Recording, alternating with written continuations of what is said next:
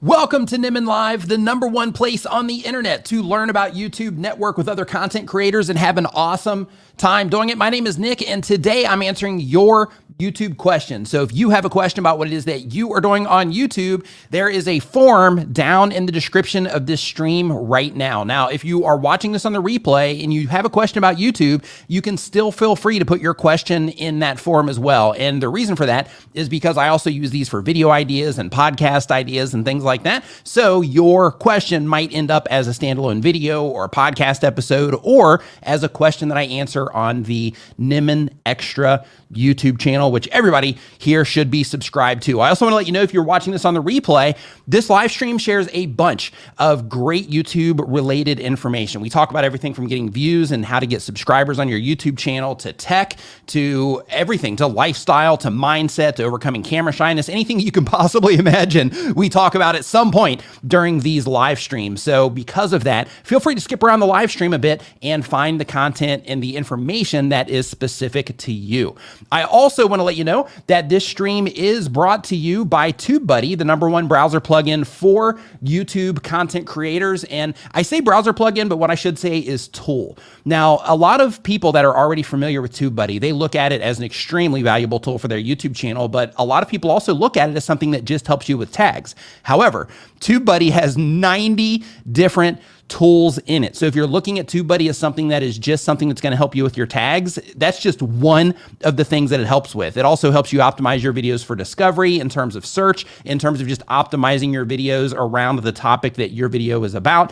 They help you through their click magnet tool figure out which thumbnails are more effective on your channel in terms of, thumbnails with this many lines of text versus this many lines of text and things like that. It's an amazing tool. If you're a YouTube content creator, you should be using Tubebuddy. You can find a link to that down in the description below, or you can go to tubebuddy.com/Nimmin. This stream is co-sponsored by StreamYard, which is the live streaming app that I use to stream this every single Saturday. And the reason that I use StreamYard personally is because it's easy. It allows me, as you can see right now, to add graphics to the screen. It allows me to be able to bring in guests with just a few clicks, and it's rock solid and dependable, which is really important for me as a content creator to be able to stream directly to YouTube and not have to worry about software crashes, not have to worry about hardware updates or software updates or anything like that. StreamYard is the thing that helps me do that. And you can find that at StreamYard.com. And again, there's a link to that, as well as a bunch of other useful things to you as a content creator down in the description. So if you are a YouTuber, which you are clearly if you're watching this, but if you're a YouTuber, make sure that you check out the links down in the description of this live stream, because there is a lot of very valuable information and links and resources down there for you. So with all of that out of the way, hope everybody had a great, fantastic, wonderful week. Hope that you've published some videos this week, or that you've at least learned something along the way. I just want to give some shout outs here really quick as we get moving along here. Shark Scrapper, what's going on? Nice to see you in here. Dutch Can Jam, nice to see you in here as well. I also would like to welcome Hamworld Online. Welcome to the Nimminati. Welcome to the Nimminati. If you go to nimminvip.com, that will redirect you to the Facebook group. Make sure you fill out everything on the way in to the Facebook group, because that's how I verify that you are a actual channel member, because a lot of people during the streams will go over there and try to join. So make sure you fill out all that. We'll love to see you over there. Next on our list here, Superchat. we have from Salad Cream Boy. Says, hey Nick, my well-being channel is seeing growth thanks to you. I've hit a wall, but does it matter if I miss a week or two if consistency matters? So nice work that you are getting gains. Consistency does matter on YouTube. It's not something to where, you need to put your mind state at stake in order to make sure that you're getting content out there, because it's that important. But just consistency is important because, one, you want to stay recent in viewer histories as much as possible. But you also just want to have people be able to depend on the content that you're putting out. So if you're just getting started, it can be really advantageous to make sure that you are being somewhat consistent, if nothing else, just for the sake of building YouTube and the process of putting content together and coming up with video ideas and actually making the content and all that, building it into your lifestyle so that you can, make sure that you can consistently do this for a long period of time. Sustainability is really, really important when it comes to YouTube. P-Boy, what is going on? Nice to see you hanging out in here as well. Hope that you're doing awesome. What's up, Kitty? Hope that you are also doing fantastic. Paul Peck, Drywall Tube in the house. What's up, man? Hope that you are doing great. From Podcast to Vodcast says, hey, Nick, I'd love to talk to you about Uscreen and a possible collab. What's the best way to contact you? If you just send me an email at askniman@gmail.com. That is my public-facing email, and that will go right into that inbox. When you do send that email, sometimes I get to them quickly out of there. Sometimes, it'll go a few days, but just send directly to there. You can also just DM me on Twitter or something like that, but just shoot me a message in any of those places, and then we are good to go. Stylist D, what's up? Doug Houston in the house, as well as Chantel Hills. What's going on? Hope that everybody here is doing fantastic. Millis Construction, what's up? Nice to see you in here. Sergeant Thomas, what's up? Hope that you are also doing great. So let's get this party started with some YouTube questions here. Let's go ahead and get this whole train rolling. So the very first question comes from Ken Gaming. And just for those of you that have never been in the stream before, first off, just give me a new if you are new to the live stream. And if so, welcome to the live stream. What we're doing today is we are answering your YouTube questions. So some of these questions will be pulled directly from the chat by itself, and other questions are going to be pulled from the form that is linked down in the description below right now. As of me saying this, there's just like a few questions in there. So if you have a question, get it in the form as fast as you possibly can. What's up, Grabster? What's up, man? Hope that you are doing fantastic. Nice to see you in here as well. Van, welcome to the stream. LSV, Black Swan, welcome. Dahlia's channel, welcome. Big Rig Gaming, welcome. Yeah, we got a lot of news in here. What's up, everybody? Hope that you are doing fantastic today. Okay, so let's get into the actual content here. Go ahead and start getting a question. Whoa, keep hitting the wrong thing here as the chat's moving along. Okay, so the question. King Gaming says they've been on YouTube for a year or more. They do gaming content. The goal of the channel is to entertain and just making it as a hobby. The question, hey, Nick, so I have been inactive on my channel for 4 months and I'm feeling the whiplash of it. Any tips on how I can recover? Absolutely. Go to your, log in to your Creator Studio backend or your YouTube Studio backend.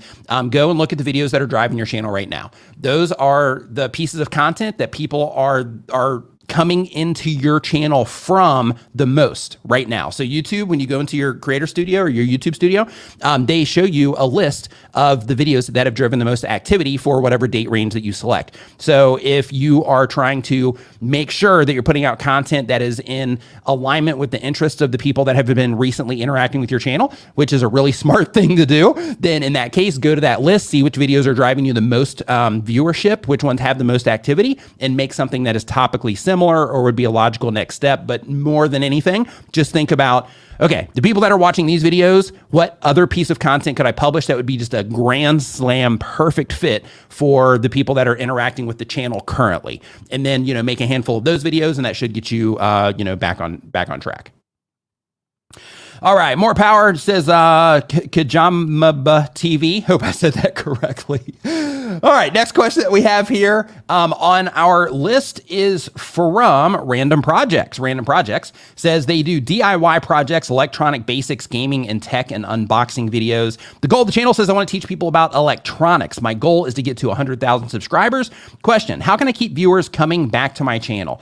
This one's easy. And it's the thing that as a content creator, we have to look at it and say, okay, we can make this complicated, which some parts of it are, but we can make this complicated or we can make it easy. The easy way is to look at it and say, okay, if I want to keep viewers coming back to my channel, what's the best thing that I can do? One is to look at the content, like I was talking about with the question about getting the channel going again. Look at the content that's driving the channel. Look at the content that people are already responding to in a positive way. One thing that YouTube mentions in the YouTube Creator Academy, which is free, it's provided by YouTube. Everybody should go through it. There's a link to it in the bottom of the description below this live stream right now. But when it comes to keeping people coming back to your channel, one of the things that's really important is figuring out the content that people like from you. And part of that is YouTube is showing your content to different people on the platform, and they're showing them your content based on the things that those people are interacting with, and by what they're interacting with in terms of the content, their system is trying to figure out, hey, okay, this is the type of content they're watching. This is the type of content that the system thinks that they're enjoying. So therefore, let's take some of this other, content and put it in front of them, or the content from your channel and put it from them if they have been interacting with your channel in the past. So if you are wanting to keep people coming back from your channel, just keep making content that they enjoy. If you keep making content that they enjoy on topics that they enjoy or that they're interested in, then people will keep coming back to your channel until, it gets stale or until they move on or, whatever the thing happens to be with your specific type of content. But you just do that. And then, over time, because everybody wants people to come back to their channels for their personality. So if that's your thing that you want to do, I understand. And what you want to do in that case is keep making that niche content that keeps people coming back over and over again, and then start, dipping your personality into that as well so people can get to know and like you. And then you can, from there, once your channel starts getting momentum, from time to time, you can experiment with just all out personality content, which is basically rant videos and things like that, to see, are most of the people coming in because I talk about these specific things, or are people, coming in and interacting with my content, like regardless of what I'm putting out on the channel, even if it's like a rant video or something like that. Insane McLean, what's up, man? Hope that you are doing fantastic today. Okay, so let's see here. So as we keep going through these questions here, I'm going to pull another one out of the form, and then we are going to jump into the chat here. So in order to have your question answered here, the process that we go through, just for those of you that are new, is you put a Q in front of your question. Don't do it yet, but you put a Q in front of your question so that I know the question is meant for me and it's not just a side conversation of what's going on in the chat. Okay. So when I mention, hey, drop your question in there, then that would be the time to drop your question in there. You don't want to just keep, dropping the same question over and over. The best way to do it is just wait for me to say, hey, drop your question, and then just add that Q with your question. And then I'll just randomly pull them out as I see them happen. So let's see here. Next up on the list, we've got Minor 49er. Hey, thanks for the kind words, P-Boy. I appreciate it. Let's see here. This and need a consultation. Yes, thanks for the kind words on the setup. Same thing, if you have any questions about, the setup or anything, just send an email to asknimin@gmail.com or just shoot me a message on Twitter. Minor 49er says they upload 1 time per week or more. Type of channel is exploration and adventure. And the goal of the channel is sharing my hobby, hoping to make a little moolah. They said money, but I like to say moolah on the side. And the question, when I check my monetization page, the hours viewed time keeps dropping. All of my videos are fine, but I keep losing hours. Why is this? The reason for that is because YouTube verifies the activity that happens on your YouTube channel. So little details, like let's say, for example, you have one viewer that thinks that they're supporting you by opening up multiple browsers and watching your video, with a bunch of things going on in the background. They can detect that. If somebody opens your video in the background in a playlist, because I know that's a scammy thing that, a lot of people do when they're first getting started because they think that it might help them.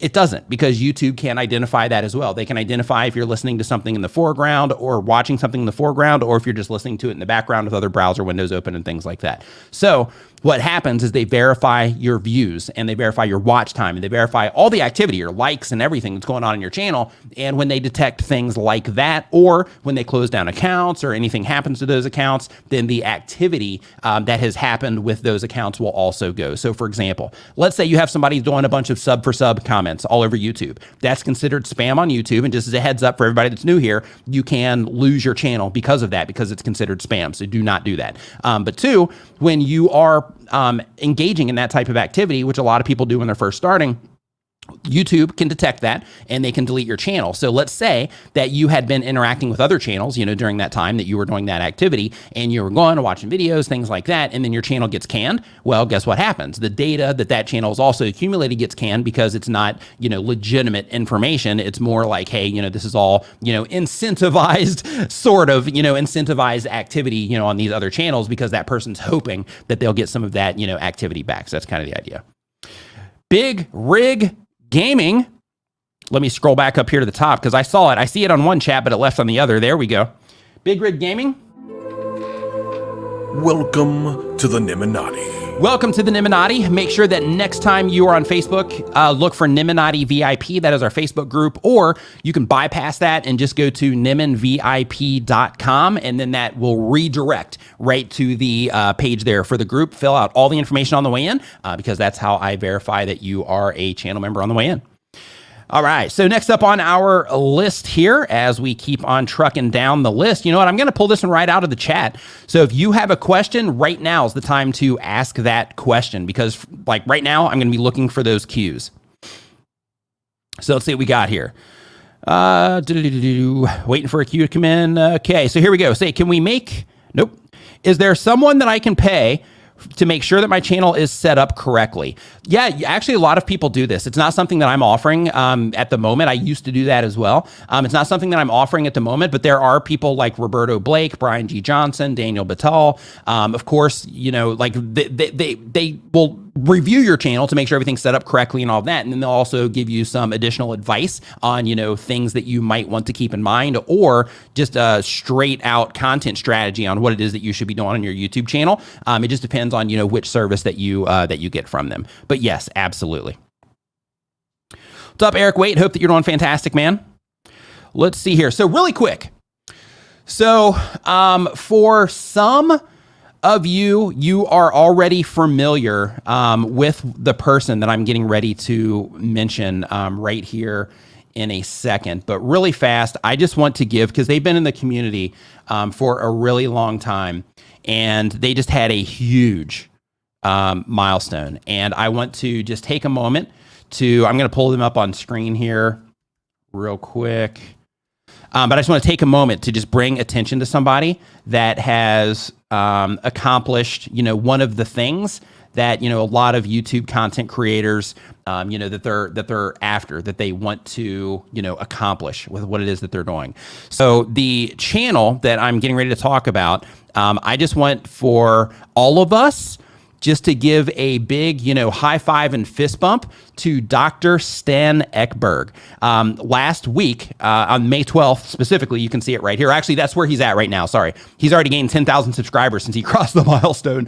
But Dr. Sten, he crossed 1 million subscribers on his YouTube channel. So I just wanted to say, here on the live stream, Dr. Sten, if you happen to watch this on the replay, or if you're watching this right now, high five and fist bump to you, man. Awesome work on crossing that milestone. Absolutely love seeing people hit these, big milestones. And, Dr. Sten, watching, him just go through the process. And I just want to put a little bit of a spotlight on this as well. So, one of the things that happened to Dr. Sten is he started putting out, some content that wasn't a great fit for exactly who it was that he was trying to reach. For a little bit of time, his audience got a little bit confused, or YouTube got a little bit confused about, who is the right fit for his content. And he had to do some changes on the back end in order to, fine tune things. But once he got everything taken care of, his channel just started picking up steam and steam and steam. And now he is just on fire. And he's been on fire for a long time, clearly. But he, once everything got aligned with his channel, he just took off like a rocket, and he's doing fantastic. But the most important thing is that the content that he delivers is valuable to his audience, and they keep coming back and they keep coming back, and he talks about things that help people. And because of that, like people respond awesomely to him, and he's doing like the right things in terms of growing his YouTube channel. But most importantly, I just wanted to just congratulate him and just say, high five and fist bump to you, Dr. Sten, for, crossing that milestone. Another thing as well, because he's in the chat right now, we had Renee Ritchie cross 250,000 subscribers. I think it was last week.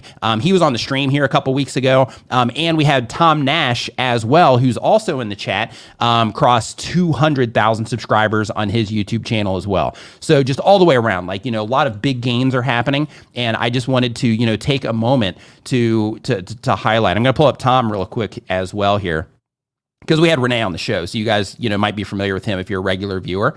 But, right here, Tom Nash, 200,000 subscribers on his YouTube channel as well. Another one just on fire, right? So, like, in terms of the things to make sure that you're focused on is when you find things that work, like the lessons learned from, from watching these guys that, I just wanted to bring to your attention is, when you find something that works on your channel, I know he's in here. When you find things that, that work out on your channel, lean into them, and just keep adding the value, keep giving people what it is that they want from you, from your YouTube channel, as long as it's in alignment with what it is that you want and things that you're interested in and all of that, and just keep giving it to them. And the better you get at that, the better your channel's going to do, the better your whole YouTube experience is going to do. But I just wanted to bring, that to everybody's attention and just give them, a high five and a fist bump, just the recognition for just crushing it. So, nice job, everybody there. So, okay, so let's get back to the question at hand here. Let's see here. So we've got Mikey and Moore says, is there a way I can find good thumbnails and titles without using a tool like Tubebuddy? Absolutely. So what you can do, Tubebuddy makes it easier. You can do all of this stuff manually. Everything that all of these tools offer, you can do everything manually. The beauty with these tools is that they show you how to do things that you might not have even known that you had to do. Two, they also make everything extremely easy and fast and efficient. It's a tool, right? So that's just like, you can have a hammer to knock a nail into a piece of wood, or you can use your hand. One of them is going to cause, a lot of pain and frustration, and the other one's going to make that process extremely easy, right? So when it comes to, figuring out what thumbnails are good, the best thing that you can do is just experiment a lot on your channel with the videos that you're publishing. In your YouTube analytics, if you're on a computer, you can also access the same information from a mobile device. I have a video on how to do it on my channel that I put out recently, but you can also access the same information. But what you want to do is you want to publish a thumbnail, and they show you, how people are responding to that thumbnail. So you want to consider the impressions that you're getting for that thumbnail. You also want to look into specific traffic sources for that, for your thumbnail, and the watch time that you're getting from those traffic sources as well. But you want to, just experiment with each thumbnail over time. But you also want to keep in mind things like, sure, people clicked on this one a lot more, but is the topic the thing that, caused people to click on this a lot more? Or was my title way more compelling? So you have to run a similar test on a lot of videos in order to get data that's actually significant, right? But the difference is with using Tubebuddy, what they do is they actually swap the thumbnails back and forth. And you can do this too, manually, but the process of keeping track is a lot more difficult. But you can swap them back and forth manually, but Tubebuddy does that for you, where it swaps your thumbnails back and forth, and then it gives you a bunch of data letting you know where it performs best, and lets you know how long people watched when they clicked on one thumbnail compared to the other, how much people engaged when they clicked on one thumbnail compared to another, and so on. So there's definitely, you can definitely do it manually. You can climb a mountain just, with your hands, or you can, just take the lift and just get up there, in a little bit of time instead. Okay, so next up on the list. So this is a great question. Do tags still matter on YouTube? You want to still use tags because it's still a feature in YouTube, but you don't want to waste your entire day looking for the right tags, is what people say. Tags is not something that's going to move the needle for your channel. It's just a contextual thing that helps the system understand what the video is about, but it's not going to make the difference. Your videos are not going to live or die, so to speak, based on the tags that you have attached. Now, things can be impacted in terms of, like the ads on your videos and things like that. However, the tags themselves in terms of getting you more views on your videos and all of that, no, it's just about context at the time of publish, because once those tags are in there and once YouTube gets all the data collected about your video in the first place, then their systems are going to make their own assumptions on, what your video is about and who the right fit is for your videos. Okay, so let me scroll up here because I had some super chats and some channel memberships come in, and I'll address those really quick, and then we will move back into the questions. Beanie Draws in the house. What's up, dude? Hope that you're doing fantastic. Let's see here. Where are those? Okay, Medieval Marty, thank you for the super chat. Says, just want to say a huge thank you to you and Tubebuddy. Thanks to you, I'm about to hit 1,000 subscribers. High five and fist bump to you for getting ready to cross 1,000 subscribers. Love seeing those gain reports come in, right? Where people are like, oh, I'm hitting this milestone. I'm hitting this milestone. Absolutely love it. So high five and fist bump to you on that first 1,000.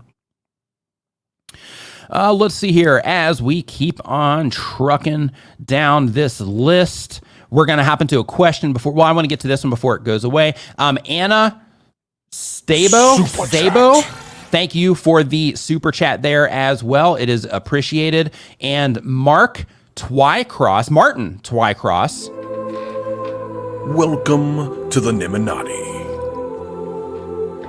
Next time you are on Facebook, look for Niminati VIP, or just go to niminvip.com and it will redirect you to that Facebook group.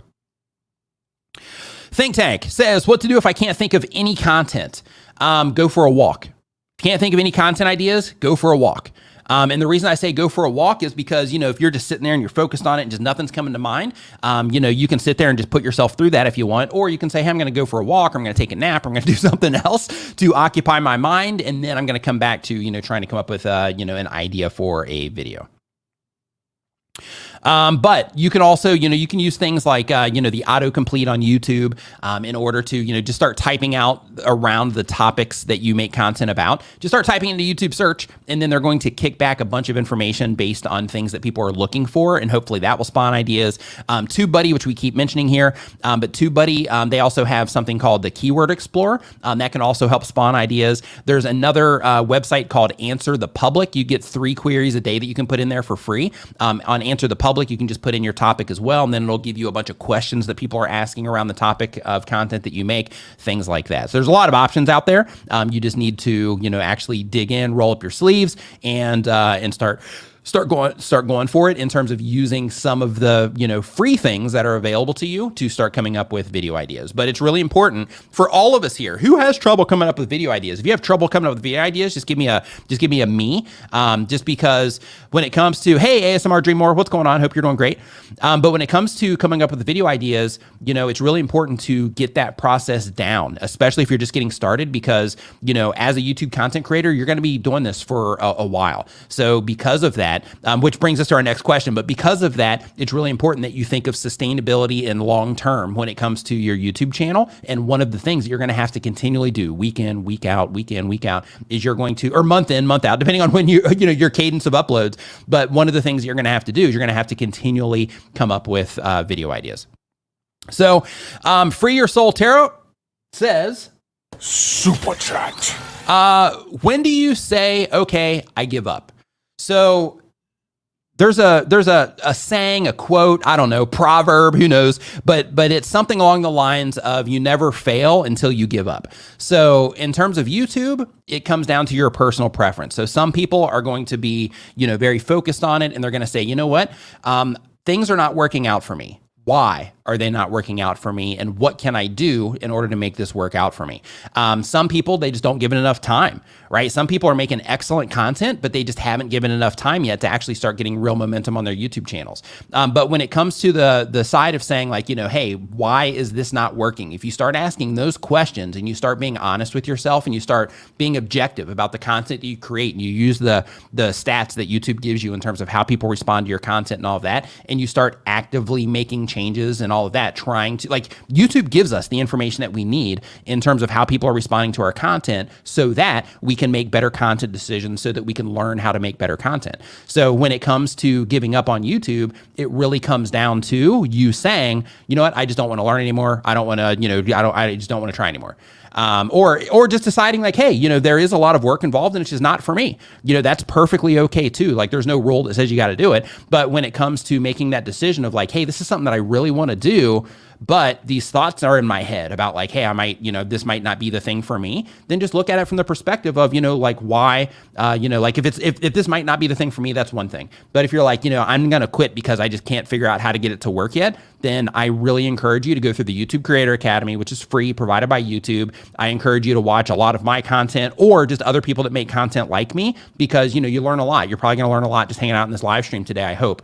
But basically what you have to do in that situation is you just have to say, is this something that I'm giving up on because it's just not for me, which is, one thing, or is this something that I'm giving up on because it's hard? And if you're giving up on it because it's hard, I can tell you, like I'm an older person, so I can tell you that, a lot of things in life, that are really worth attaining and that can be, really worth it, and that the biggest opportunities are hiding behind. Those biggest opportunities are hiding in a lot of cases behind, hard work and learning through a process of figuring something out. So because of that, for me, it would just come down to deciding like, hey, this just isn't for me. Right.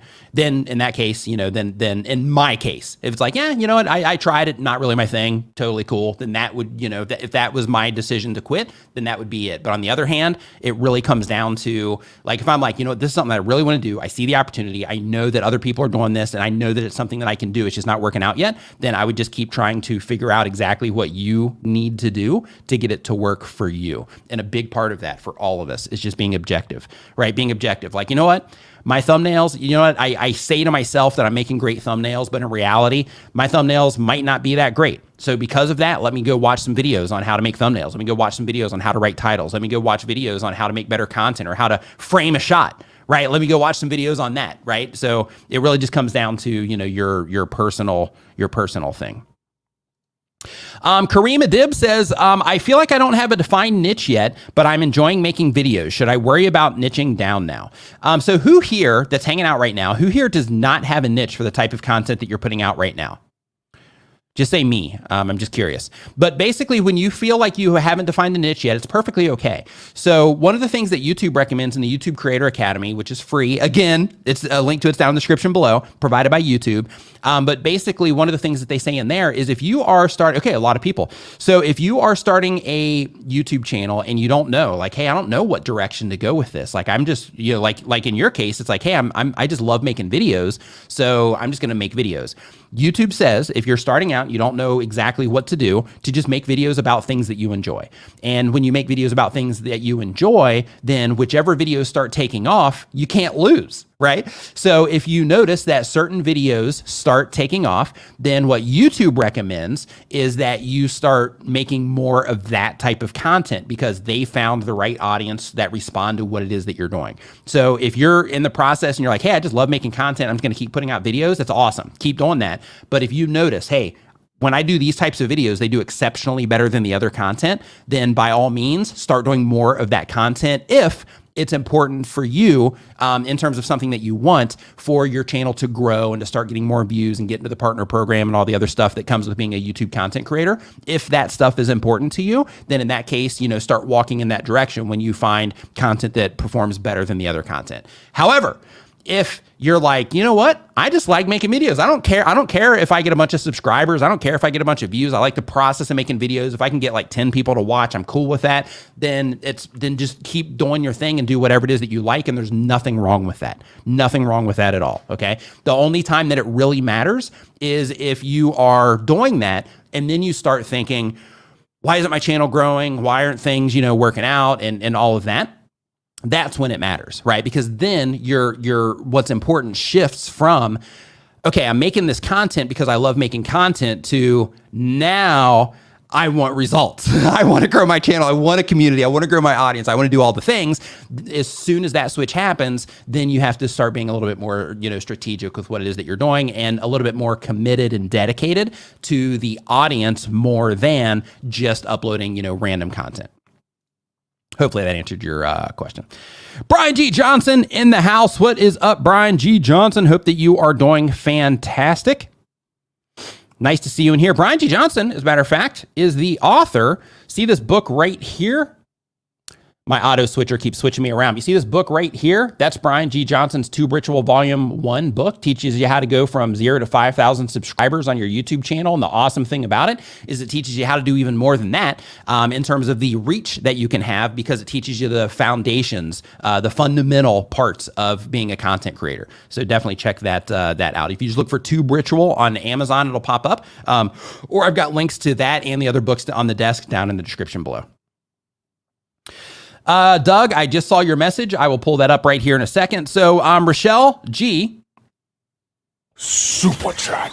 Thank you for the super chat. Says, paranormal channel here. Don't roll your eyes. Hey, I don't judge, man. That's one thing that I try really hard not to do, like regardless of, you know, of the type of content somebody makes or people's opinions on things or whatever, because, you know, we're all people just living our own, you know, experiences and all that. So it's totally cool, man. I'm not rolling my eyes. Oh my gosh, paranormal content. You kidding me? No, I'm just joking. I'm just kidding. Like that's totally fine, man. No judgment. The part about saying, oh my gosh, paranormal content, that part was the joke, but in reality, no judgment, seriously. Says, YouTube loves consistency. Any idea for content in between haunted locations that are not consistent? So if you have the opportunity when you are out there making the content for like the tours, let's say, for example, if you're haunted places, if that's what you're doing, then maybe making additional content while you're there, like things found in haunted places. And then that would give you some supplemental content that you might be able to drop into what it is that you're doing and see how people respond to it. So like one video would be like a full tour, and then you could make a more tightened up package that would be, you know, things that I found at this particular location or something like that. Other things that you could do just for ideas is if there's any stories around those things, because you have all this footage from when you were there. You could also put up content to where you kind of re-edit the footage in a different way, but then you tell stories about some of the things that happen in those places as well, and see how the people that are interacting with your content, see how they respond to those types of things. Those are just some random ideas off the top of my head, but those might be some things that you can try. Other things that you could do is you could find some of your content, if there's any similarities between the things that you find, you could make mashups. What those are is you take some of your content and you basically, it's kind of like remixing your own content. So let's say, for example, it would be, the 10 scariest living rooms that I've found in these, in these locations, or the 10, most haunted living rooms that I've ever, visited, or, something along those lines, so that you can start, remixing your own content as well, to kind of repackage it and mix it together to create a different experience with the content that you've already made. Again, that's off the top of my head, but I think that might help answer what it is that you're looking for. Van Gogh says, does it negatively impact me to take down / private my live streams after I go live? ? I don't think it blends well with my regular uploads. Thank you. No. So it doesn't negatively impact you. The only thing to think about is if you are trying to get into the YouTube Partner Program and every minute is counting right now, then in that case, just as a heads up to you, it doesn't negatively impact your channel to delete or remove content, as long as it's not content that's driving people to your YouTube channel. But when it comes to deleting live streams, if you delete those live streams, just be mindful that you're going to delete your public view count and your public watch time for those live streams that you delete. So if you're trying to get into the partner program quickly, then in that case, yes. If you are not trying to get into the partner program, or you're already in the partner program and you have no problem with like meeting the requirements and all of that, then in that case, then you can go ahead and take them down. Let's see here. Yeah, so Renee Ritchie gives another suggestion here. Says for the haunted, or for the paranormal channel, says reaction videos reacting to famous haunted house movies, TV shows, and documentaries. Yeah, that's another option as well. Let's see here. ASMR Dream More says people normally roll their eyes when they hear you make ASMR content. This is a great question. So they didn't have a Q in front of here, so technically I shouldn't be answering it, but it's a really good question, and I want to answer this one anyway, because I do get this question a lot, people wondering if, the name of your YouTube channel matters. So I just want to give you some food for thought when it comes to naming your YouTube channel. So one of the things that is really important to think about when you're starting a YouTube channel, or once you start, getting things to move on your YouTube channel, one of the things to think about is, okay, so I have my YouTube channel, but what if my channel does awesome? What if my channel just does great and I become like a full-time content creator and I start growing my social media presence across multiple platforms and all of that stuff? Like, what happens in that situation? So I just did it. I just did it. Okay. So, in that situation is the thing that I'm trying to limit my use of. So I just used it like once or twice so far, trying to cut that down. But anyway, so when it comes to naming something, it could be, a website, or it could be your social media handle, whatever it happens to be. One of the things that you want to think about is it something that is unique? And that's really important, because it's important to be unique if you want to make sure that you can get youtube.com/your channel name. And if you want to get yourchannelname.com, and if you want to get TikTok.com/your channel name, Instagram.com/your channel name, all of that. So it's a really good practice to make sure that you do some research before you name your channel, so that you can get something that's unique. And the reason for that is because let's say that I'm like, let's say that I'm having coffee with somebody and I'm like, man, have you seen this Gazelle Colazo channel? It's incredible. And then they're like, how do you spell that? Or what is it? And then I tell them, and then they go home and they look for it. You don't want 1,000 different channels popping up with that same exact name, because then they don't know who it is that has that actual channel. So because of that, just, keep in mind that as a YouTube content creator, you are, as long as your channel, continues to grow over time, you're building an internet brand.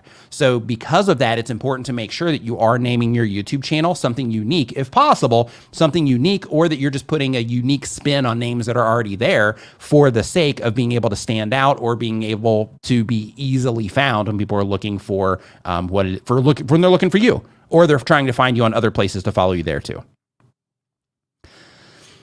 Let's see here as we keep scrolling down the list. Does uploading videos daily, and then the next one I'm going to pull out of the form here. But the next question here on the list is, does uploading videos daily help me gain lots of views? If not weekly, is it okay? So here's the thing. For anybody that is like, hey, should I upload daily? Should I upload weekly? Should I upload 3 times a week? Should I upload, every month? Like, what should I do? Pick something and be consistent with it. However, if you are uploading daily content, but the content itself is not effective content in terms of people are not clicking on it and they're not watching the content for a fair amount of time for YouTube to deem that experience as something that is competitive or acceptable for their users, and they're not engaging, stuff like that, then in that case, it doesn't do you any good to upload daily content because you're just uploading stuff that people aren't responding to. However, if you're uploading content and people are really responding to it, you're able to get people to click and they're watching your videos, and YouTube, is showing your content. They're giving you more impressions or showing your content to a lot more people because you're just putting out content that people just love. Then in that case, uploading daily can massively help you. However, you also want to make sure that you're balancing things out, because that sustainability thing that I was talking about before, everybody wants fast growth, right? Everybody that is serious about growing a YouTube channel, they want their channels to grow fast, but there's also the side of like, okay, I want this to grow fast, but I also need to make sure this is something that's sustainable, because over the course of the next few years, if I'm doing daily content, it's going to take over your life to do that daily content for the next however long that you're doing it for. You'll be able to mix some stuff in, but that's going to take up a large chunk of your life. So because of that, just make sure that it's worth it and that you're not just uploading content that isn't effective content. I would upload slower so that you can learn, like instead of doing daily, maybe do 3 times per week so that you can get that content out there and you can get data back quickly so that you can make changes quickly to what it is that you're doing. If you can only upload once a week, that's also fine. If you can upload bi-weekly, that's fine if your content is content that people respond to positively, or if you're just making search-based content and things like that, then you can also, get away with a little bit more when it comes to uploading less. So keep those things in mind. Okay, let's see here. So Doug says that I missed a super chat. Says I have 400 public videos. YouTube keeps me under 4,000 hours. I'm still 1,000 hours away from the YouTube partner program, though. I've uploaded 180 videos in 2021. Okay, so this is a great question here. So when it comes to something like this, if you've uploaded 400 videos, but YouTube keeps you under 4,000 hours, YouTube is not keeping you under 4,000 hours. How it actually works is YouTube will show your content to people, and whether those people click on your content or not, and then what happens after they click in terms of them enjoying your videos or interacting with your videos further in terms of comments and likes and shares and adding them to playlists and adding it to watch later and coming back and watching things like that, depending on how they are interacting with what it is that you're doing, is going to determine if YouTube continues to show that content to people or not. So if you have 400 videos on your YouTube channel, then and you're still not in the partner program, there's a really good chance that the content that you're putting out just isn't getting the response that it needs to in order to get people to actually click on it. And then once they click on it, get them to enjoy the content so that you can start accumulating that watch time. Because just having 400 videos isn't enough. People have to interact with that content, which kind of leads to that last question, right? About uploading effective content. Like just having 400 videos on a YouTube channel doesn't mean anything. All it means is you've uploaded 400 videos to your YouTube channel. But what it does tell you is if you go into the stats for all of those videos, you'll be able to quickly uncover why you are under 1,000 hours, or why you are still 1,000 hours away from getting into the partner program. So it's more about your content being effective than it is for, mass uploading the content. Let's see here. So next up on our list is from BW1. Says, is it normal and okay for channel videos to be slow at publish but perform better weeks to months after? Yeah, it is absolutely normal, especially if you have a search-based channel. I'm not sure what type of content that you make, BW1, but if you have a search-based channel, that's even more so. But with any types of content, like some content, especially if you're just getting started, at the time of publish, if YouTube doesn't have a lot of data behind your channel in terms of the right people to show your content to, then your videos can get off to a slow start. But then once YouTube identifies, hey, these users that enjoy YouTube in this kind of way, they really dig this content. So because of that, this is going to go on the home pages. And as long as people keep responding positively to your content, then that's where you can start to see those lifts in videos starting to take off. Let's see here. What will help me gain more subs? To gain more subscribers, make content that people really enjoy. That's it. Asking them, of course, will increase, like when you actually remind people later in the video or sometime during the video to, subscribe, tell them why they should subscribe, that kind of stuff. That can also help. But at the end of the day, the most important thing that you can do is make content. Like if you want to grow your subscriber base, the most important thing that you can do is just make sure that you're putting content out there that people actually enjoy. And if people actually enjoy your content, then they'll subscribe because they want to come back and watch more because they enjoyed your content, right? Let's see here. How to get Moolah money as a kid on YouTube. So the thing that I would do as a kid, if I was starting a YouTube channel, is I would hook up with my parents and I would be like, okay, look, here's the deal. Sit down at the kitchen table, right? Here's the deal. I'm starting a YouTube channel. There's tons of opportunity on YouTube.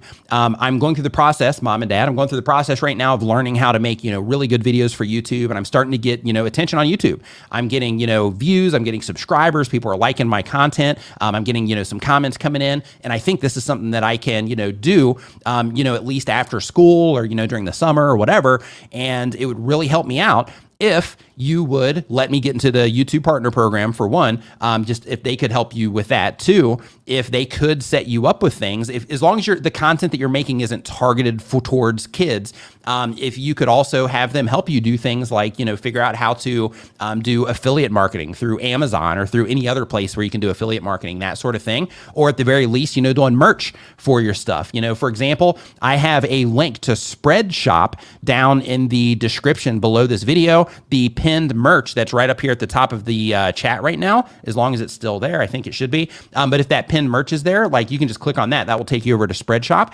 And in that place, you can do that for free, to where you go over there and you just upload designs that you make, or that you can get templates offline through like placeit.net, for example. And you can customize those templates, upload them to those shirt sites. And then when people buy those shirts or hoodies or mugs, whatever it is, then you can get a small commission there as well. So what I would recommend that you do is you start looking into all the different ways that you can monetize a channel, write out a plan, build a presentation for your parents, and sit down and be like, look, this is what's going on. This is what I'm doing, which of course you're on YouTube because they've already approved you to be on YouTube, but be like, hey, my channel's starting to get some activity, and I want to start generating some money from this so that I can, maybe save up for a car or for college or for, just some, going out expenses or whatever it happens to be, and just try to get them on your side. It's the best thing that you can do. Let's see here. As we keep going down the list, let's see. Okay, so really quick, I'm going to jump back into the form here. This one's from Real High There. Says they do Minecraft content. And how many Minecraft gamers are in here? Just curious. Any Minecraft gamers. Anyway, says for the goal of the channel is for people to enjoy themselves and watching my videos. The question, so I've been struggling to get my first 100 and I get a lot of traffic, but no subscribers. How do I fix that? One, remind people to subscribe. Don't cram it down their throat. Don't start your video with, oh, hey, in this video, we're going to be talking about this. Make sure you like, comment, subscribe, call a friend, tell them to come to my channel, call everybody tell them to come to my channel, make a billboard for me and put that out on the highway so that you can tell other people to come to my channel, and make sure you subscribe, right? Like, you don't want to do that. Instead, make, get people into your video, show them that you make good content, have a little graphic pop up that reminds them to subscribe, or just ask them somewhere in the video, hey, if you enjoyed that, make sure you subscribe so you can, come back for, more content, that type of thing. But just asking people does make a really big difference in terms of your amount of people that are subscribing versus people that are not subscribing to your YouTube channel. There's people out there that are like, hey, I stopped, asking people to subscribe, and that's totally fine. But every single time, as long as you do it correctly through client work that I've done, through my own channel experimentations and so on, when you ask people to subscribe, people subscribe more. So because of that, I would just make sure that you are that you're doing that if you're not already. Venture All Terrain Superchat says, what are tips on doing outdoor off-road adventure videos, making them a success, consistency, etc.? Some tips. One, just think of it from the viewer's perspective. Luckily, YouTube gives us our audience retention reports so that you can modify things over time. But what you want to think about is okay, if people are going to be watching this content, what might they expect? So the very first place that starts is with your topic, your thumbnail, and your title. So thinking to yourself, okay, if this topic thumbnail title shows up on a homepage based around YouTube thinking or knowing that my content is based on outdoor/off-road adventure content, YouTube knows this. So because of that, they're going to show my content to people that the system thinks that might be likely to enjoy that content. So the very first step of this is, how can I find the topic that would be interesting to the people that I'm trying to reach? From there, with the thumbnail that I'm making, how do I make it clear in that thumbnail that this video is for those people that are interested in outdoor/adventure, off-road adventure content? That means you might need to put something epic in the thumbnail. You might need to feature off-road vehicles or whatever it happens to be, so that when YouTube shows it on a homepage or being recommended next to another piece of content, and it has all of that,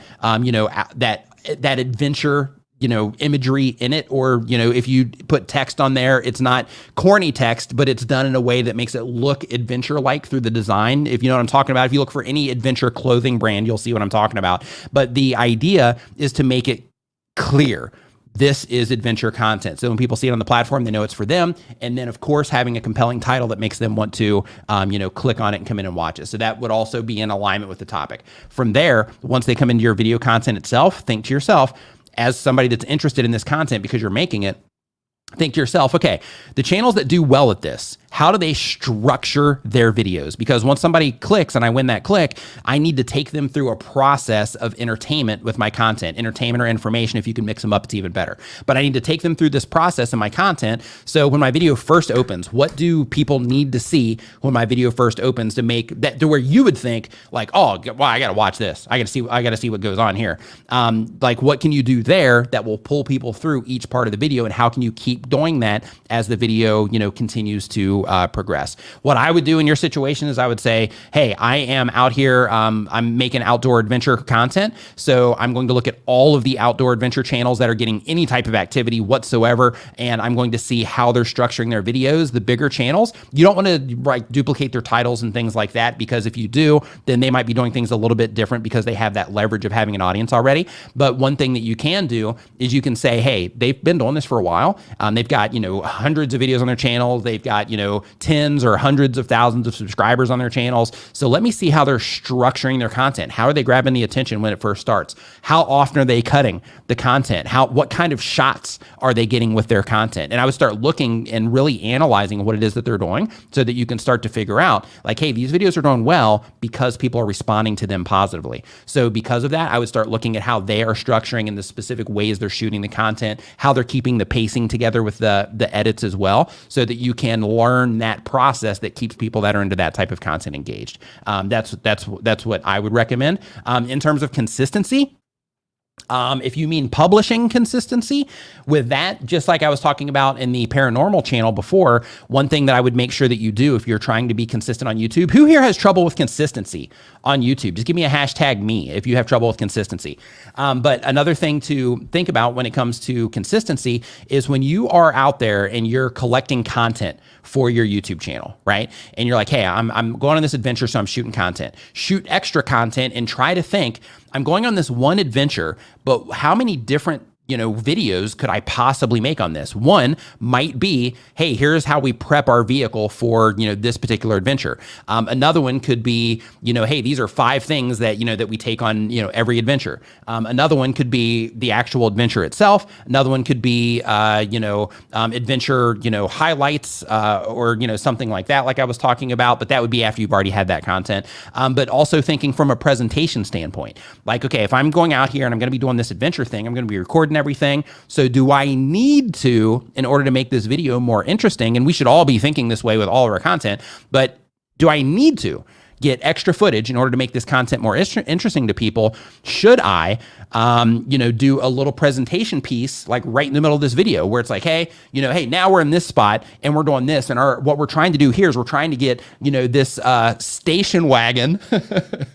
We're trying to get this modified station wagon, up this, this 90 degree or, whatever hill. And the problem that we're having with this, or the challenge that we're having, is this thing does not have the power. And we're going to put, some, the whole back full of stuffed animals or something just to make it a little bit more fun and colorful. And we're going to leave the back door open and just see how many of them fall out and how many of them stay in the car. But, just little things like that, to where you're like, how can you make it a little bit more fun and entertaining for the people that are interacting with it? But study channels like yours that are doing well. And you'll start to identify. Don't watch them to watch them. Watch them to watch them too, but also sit there with a notepad like, oh, this is interesting. They're like cutting a lot and they're getting shots of this. They're getting high shots, low shots. They're pausing the video here and somebody's coming on and talking and then they're moving on, that sort of thing. Let's see here is we keep on going down the list here. And I'm going to go up because I saw some other super chats come in. I'm going to answer those real quick, and then we're going to hop back into the chat, grabbing some more positive thinking and relaxation. That's a vibe that I can get with right there. Thank you for the super chat. I appreciate it. Let's see here.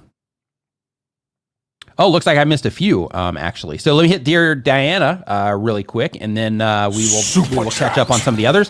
Dear Diana says, all my content and live are live shows at this time, but become videos after the fact. Should I be downloading videos that are not live shows? Should you be downloading videos that are not live shows? I'm not sure on your question if you mean deleting videos that are not live shows. No, as long as it's content that is in alignment with your... that's in alignment with what people come to your channel for. There's no need to delete the live show unless people just aren't responding to it at all. If they're not responding to it at all, then in that case, consider it. But in terms of, like all of your videos are live and you're just trying to figure out if you should, keep them live on the channel after the live stream is over, if that's what the question's about, then if the only content you have is live, then I would definitely make those replays available. Let's see here as we scroll up the list. I can't pin this one because it's already too far past in the chat here, but I will pull it up here. So from Dion Gaming Channel, says, hey Nick, what if you are a new YouTuber and you're trying to make YouTube your job, but it's a lot of competition? So how can you be established on YouTube when even the ones that are already noticed on YouTube, So the very first thing that I want to tell you is that in order to make YouTube a job, one thing that you have to think about right out of the gate is that you have to find a bunch of ways to monetize your YouTube channel. And the reason for that is because, channels can go up and down. Sometimes, one thing is going to be, you're going to make a lot of money from one thing one month and not so much from other things. Sometimes you're going to make a lot of money from all of them. Sometimes all of them will be down a little bit. So there's a lot of fluctuations in terms of, the different channels of income that you have. So because of that, the very first step is thinking, okay, if I'm going to do this for a job, one, I got to make sure I give myself time to make it a job. But two, I also need to make sure that I'm monetizing in every possible way that I can think of, at least at first, so that you can go ahead and just set yourself out on the right foot. Because every video that you publish where you don't have those things in place, you're just standing still on making it a job. Because the best thing you can do to make it a job is to build a strong archive of content that's behind you in terms of in the past, with every single video that you upload have some form of monetization besides ads. And the reason that's important is because with ads, and you can do this as a brand new channel, like you can start making money way before you have 1,000 subscribers on your YouTube channel. But what you want to think about is okay, sure, this video is going to make money on ads, plus it's going to make money through these other things. For example, I've got things in the description right now. If some of you click on those things and you end up buying something, then in that particular case, I'm going to end up getting a small commission off of it. So in every piece of content that I have on my YouTube channel, there's something like that in the description. And if there's not a direct link, then there's at least something where you can sign up for an email list where then I can keep in contact or whatever down the road if need be as well. So because of that, you have to make sure that as you're building your channel, if you're wanting to make it a job as fast as possible, you want to make sure that you are building monetization into every piece of content that you upload. So there's step one. Number two is when you are coming onto YouTube, I want you to think of competition as, okay, these are other people that are doing what it is that I'm doing. But that does not mean that YouTube is limited in viewership to only those channels, right? If you make good content on the subject matter that you talk about or that you show or that you involve people with, if you make good content, then you can compete with a channel that has 1 million subscribers on it. Even if you're starting out today, if you have 5 subscribers on your YouTube channel, if you put out a video that people click on like crazy and they watch it like crazy and they share it like crazy and they comment and like on it like crazy, guess what's going to happen? You're going to get more views than me, right? You're going to get more views than people that have, 500,000 subscribers, 100,000 subscribers, 1 million subscribers. Your video could potentially go viral even if you're brand new. So because of that, the second part of this answer is you have to learn even though you look at them as like, hey, these are other channels making what it is that I'm doing, you have to learn how to compete at the video level. That's it. That's all you got to do. It sounds easy. Well, that's it, right? You mean I just have to build a rocket ship and go to space? That's it? But in reality, like if you put out an awesome piece of content, you can compete with people that are already established. That's the beauty of YouTube. That's that's one of the many things that makes YouTube such an amazing platform, is that somebody that just starts today can publish content. And there's actually there's somebody in my membership group in the Niminati VIP, Mark, who published just a handful of videos on his YouTube channel. They were shorts, and he got 100,000 subscribers off of almost one video. So, like his video, when I think he's got, I can't remember the exact millions of views on it now, but he's got, millions of views, and it was a brand new channel. So, just keep in mind that, you don't have to have an established channel in order for videos to do well. So instead of looking at it like I'm competing with these other channels, look at it like I'm competing with all of the videos on YouTube. What that means is people have a finite amount of time with all the users on YouTube. As soon as a homepage loads, they have that choice of videos to click, and then they can scroll and explore and find more. Once they click on one, if yours was on that screen, that one's gone from that viewer for that particular moment in time, right? And then maybe you'll show up in a suggested video. If you're able to get them to click there, then you might, be able to grab their attention there. If not, then the other videos that are there that you're competing with, one of them might win that click. So, you're competing with all the videos on the platform. You're not just competing in your own space. So because of that, you have to think, every time I publish a video, I got to make it as good as I can, because I'm in that, and that comes down to the topic, the title, the thumbnail, and the video content itself. I got to make it as good as I possibly can, because I'm competing literally against all of the videos that YouTube has in their inventory.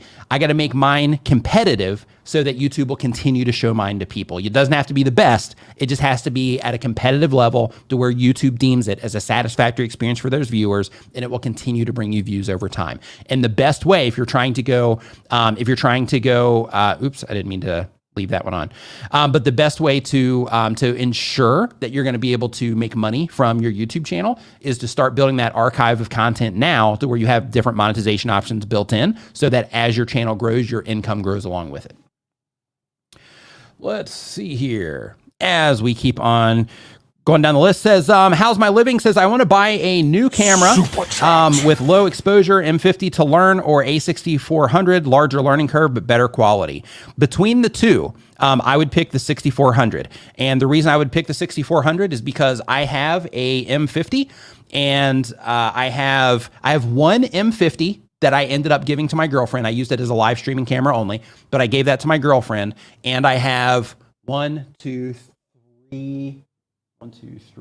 have four. Oh yeah, that one too. 4 A6500s. I absolutely love the Sony cameras. I also have, like, this one here is a Canon as well, Canon 90D. But with those, all the HDMI is clean. You don't have to deal with any like headaches, anything like that. And one thing that I do though is I do have those cameras routing into my A10 Mini. So I'm not using like an additional, graphics card or anything like that. But my preference, 6400, larger learning curve. But once you get through basic settings, it's not that big of a deal. And the things that you're going to have to learn with the M50 in order to make it look good are the same things you're going to have to learn with the 6400. The 6400 just has more options in it. So I recommend the 6400 over the M50 personally. Now, with that said, love Canon products. The foundations of my YouTube channel were built on a Canon 70D, and I love, absolutely love the Canon line of products too. I have a Canon 70D, 80D, and a 90D. Let's see here. So John Calistro, and then I'm going to catch up on the other ones here in just a second. But John Calistro says, do a regional YouTube channel, Portuguese content in my case. It's hard to grow than an English version. Do you know why, or do you know any channel that uses closed captions to reach English audiences with success? No.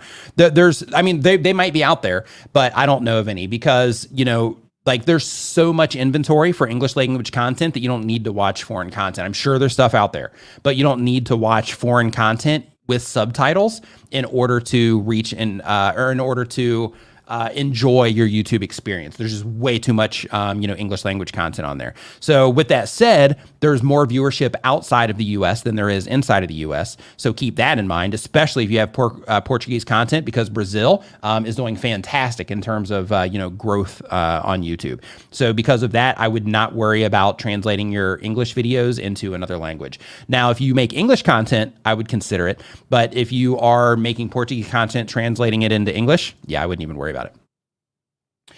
Let's see here. Jeff O. Stroff says, Nick, just passed 172,000 subscribers. Learned a lot from you, Daryl, and video influencers. Would love to see a video on your live stream setup. I have the same mic and mixer. Jeff, high five and fist bump to you for 172,000 subscribers on your YouTube channel. Nice work, man. Love seeing that. So I'm going to do a studio setup, or not a setup, but just like a studio tour. I just moved in here about 5 months ago, and I'm still working on like a few of the details before I do the actual, studio reveal thing or whatever. I mean, you can see it all here, but in terms of, walking through it and showing all the different things and talking about, why I set things up a certain way, even little details like, let's see here, like this shot right here. So if you look here, I'm going to try to hold the shot, but like this camera, right? So just looking at this camera, it's like, yeah, it makes sense because it's here. But when you think of the lighting, I'm not sure how well you can see it on my side, but from my monitor, when I set this up, I have a little dome, like a little dome thing, hue light over in the corner. And I have that hue light over there just for the purpose of lighting up that wall back there so that it helps that camera kind of stand out for that particular shot. So when people are looking at this scene, they can check out, all of the gear and, all of that stuff, see the camera setup and all of that clearly. So that's the purpose for that. But anyway, like that tour is definitely coming soon, but just a quick crash course. So this is a Sony 5100 camera with a Sigma 16 millimeter 1.4 lens on it. And you can see, the autofocus and all that, how fast that is. This right here is a Rode Procaster, and this Rode Procaster is running into this mic, which you said you have the same one. And then I'm switching everything. Let me switch it to here for you really quick. So I'm switching everything here on these ATEM minis. So this one is just kind of for extra cameras. And this one here, go back to that one real quick. And it's auto switching as well, which kind of complicates things in situations like this. But basically this one here is the ATEM Mini Pro ISO. And this one allows me to record if I need to. And it'll record all the cameras at one time and just give me, footage from all of those. So if you're making any type of content where you're doing tutorials or where you have multiple cameras, this thing's awesome. The only downside is it tops out at 1920 by 1080 and not 4K, unfortunately. And then the switching is happening. I have a normal Stream Deck here, but the projector in the background is switching from a ATEM Mini Pro, from a Stream Deck Mini. And then this one right here, this doesn't have anything to do with my live streams, but I have it and I'm liking it so far. And this isn't sponsored or anything. I bought all this stuff, but the Loop Deck is also pretty cool for just like editing and mess around on the web and editing podcasts and that kind of stuff. And then for the background, you can see here how when I flip this back here, like when I switch on the camera switcher here, then like I just hit the membership one, for example, and you can see how it changes the lights, flashes the Niminati thing up there, and that's timed. So when I hit the button in the Rodecaster, that it will show the Niminati right around when I say Niminati, and then of course the super chat version, and then the regular background version as well for that background. And let's see here, what else? For the other side camera here, I've got you can't really see it because of the lighting, because I don't really bring a lot of attention to it, but for this shot, that is coming from that Canon 90D right there. And then my lighting, I'm not sure if you're going to be able to see this or not. If I bend this back, you probably will. There we go. But the lighting right here, this is a Godox SL60W with one of the big soft boxes on that one. And let's see here. And because I'm not a fan of having stuff on the ground, I also had a truss built in here also. So you can see like the truss going right across the top. It goes across the ceiling. And then, of course, since it's a truss, it has the legs on the side too. So then the legs are going down there on the sides of the walls also. So that's pretty much the setup in a nutshell when it comes to my live streaming setup. But the tour will be more detailed, but that's, the setup in a nutshell. Let's see here. Intentionally Disruptive TV Super says, chat. psych and tech experience trying to figure out my niche. I want to teach and provide service to subs while doing pranks. Any suggestions on how to combine? That's tough when you're mixing in pranks, unless you were doing pranks based on like psychology experiments. Like, let's say, for example, you did the old one that they teach you, I think in like high school or something. I can't remember. But basically there's the thing where, like if you walk into an elevator, you stay facing everybody versus, turning around and facing the same way everybody else is. Like those types of experiments, I think would be a great way to mix it. They wouldn't be like real pranks in terms of, I mean, they kind of would, but they would be more, like how do people react to certain situations, things, instead of just normal pranks that you might run. So they would be more, human experiments instead of actual pranks that you would run on people. So I would maybe do something like that as an idea, just kind of spitballing here, but that would be something that, maybe you could, that you could try with that. Let's see here. We took care of that one already. Let me keep on trucking down the list here. And I know I have some other ones that I need to hit also. Oh, my question was, should I also be doing videos that are not live streams? So personally, I would recommend it. And the reason I would recommend it is because most people, when you first start out doing live streaming, or just when you're live streaming, like most people, their live streams aren't formatted well enough in order to make it a great piece of video replay content. If yours are, and yours do get great replay value, and people, when they watch it on the replay, are watching for a long time, and they're like really digging your live stream replays, then in that case, you won't need to. But if you are like, hey, my live streams are great while I'm live for the live experience, but for the replay, they're not that great, then in that situation, you might want to consider doing the video content as well, for the sake of just creating those doorways into your YouTube channel, so you can grow your community through those. And then, of course, you connect with your community through the live streams. Let's see here. Rebuttal Entertainment Show says, how do you make money without 1,000 subscribers? Who here is interested in making money without 1,000 YouTube subscribers? So the ways that you can make money without YouTube subscribers, even if you have, let's say 500 subscribers on your YouTube channel. One is through merch. Of course, you can use Spreadshop for that. Like I have pinned here at the top of the chat, but you can use Spreadshop for that. It doesn't cost you anything, with the exception of getting the graphics up there. So with them, you can set up a store for free, and in exchange, they just take a small percent every time you sell something.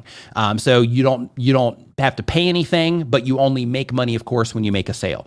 And the cool thing about some of those stores is when you make things that you put up there, and it can even be text. If you have clever text, right? It could just be like, my job sucks, or, something like that. Then in that case, then what you can do, in that case, what you can do is you can, just have like that big text up there, and the people that see that and they're like, oh yeah, that's kind of funny, I can relate to that. Then those people in their own marketplace on Spreadshop, those people can see that, even if they're not coming there from your YouTube channel, and then they can choose to make that purchase directly on Spreadshop as well from their marketplace. So, you can do things like that. You can also do affiliate marketing, and with affiliate marketing, the really cool thing there is people don't even need to subscribe to your YouTube channel. You just need views on your video.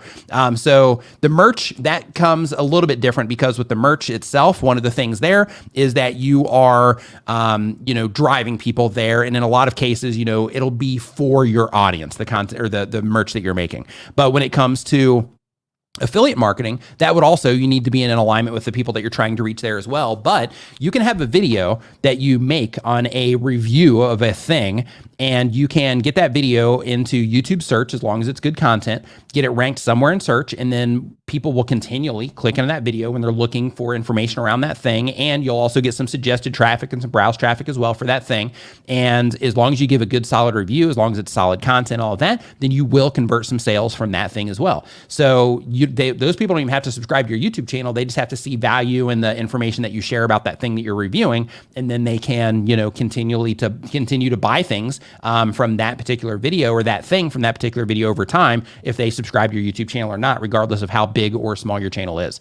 Another thing that you can do is you can do crowdfunding. Crowdfunding is free to set up also. With crowdfunding, you have things like Patreon, which a lot of people are familiar with. You have buymeacoffee.com, where people can essentially tip you or they can pay a monthly fee for additional content, things like that. Patreon's the same way. There's another one called Ko-Fi that does a similar thing as well. In addition to those, if you have any skills whatsoever and you're like, hey, I want to dedicate my skill set to my YouTube channel and to the people that are interacting with my content, then you can also sell services from your YouTube channel. Let people know that you have, the services available, be it video editing or making thumbnails or something else related to the people that you are actually reaching with your content. But the idea is to think about, all of the different things that your viewers might be interested in and, offering services and products and things like that that are available or not available, but that align with what it is that they are coming to your channel for. In addition to that, you can create your own products, digital or physical, that you can also offer to viewers as well, as a way to make money. And those are just a few. But if you just look around, I've got an entire video on how to make money on your YouTube channel with under 1,000 subscribers. So if you look for that video, then it'll come up and those ideas get flushed out a little bit more there. Great question though. Let's see here. As we keep on trucking, we say, down this list, I just want to welcome Chefla Outdoors to the channel membership. Welcome to the Niminati.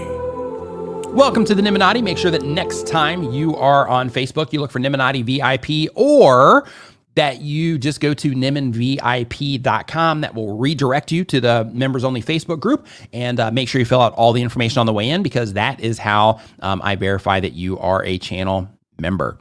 Okay, as we keep on trucking down this list here, I need to, because I see the messages in here. Let me refresh this super chat page really quick, and then we are going to hop back in here for some of the questions. So what I want you to do right now, while I'm refreshing this page and answering a few of these super chat questions, is if you're new to watching the stream today, what I want you to do, like if you missed where I said this before, when you ask your question, make sure you put a Q in front of it and ask that question. When I say like, hey, ask your questions now, that's when you want to ask that question. But make sure you put a Q in front of it, because that helps me identify that the question is for me and not just a general question for everybody hanging out.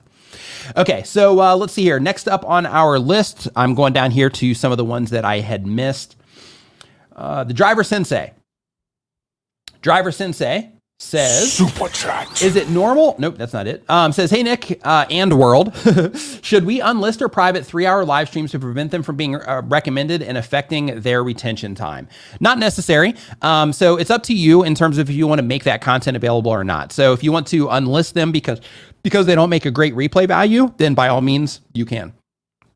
However, if you're like, hey, if I leave these listed, I get an extra, 1,000 views come in, or I get an extra, few thousand views come in, or I get tens of thousands more views that come in, or several hundred, if those extra 100 views are important to you, then leave it up for a little bit. But then once you notice that the views start, stagnating on that video and it's getting no activity, then in that case, drop it into a playlist so it's available for anybody that wants to see it, but then you can take it down from your channel. But keep in mind, if you private that live stream or if you unlist that live stream, that it's going to take away that the public view count and the public watch time for that piece of content.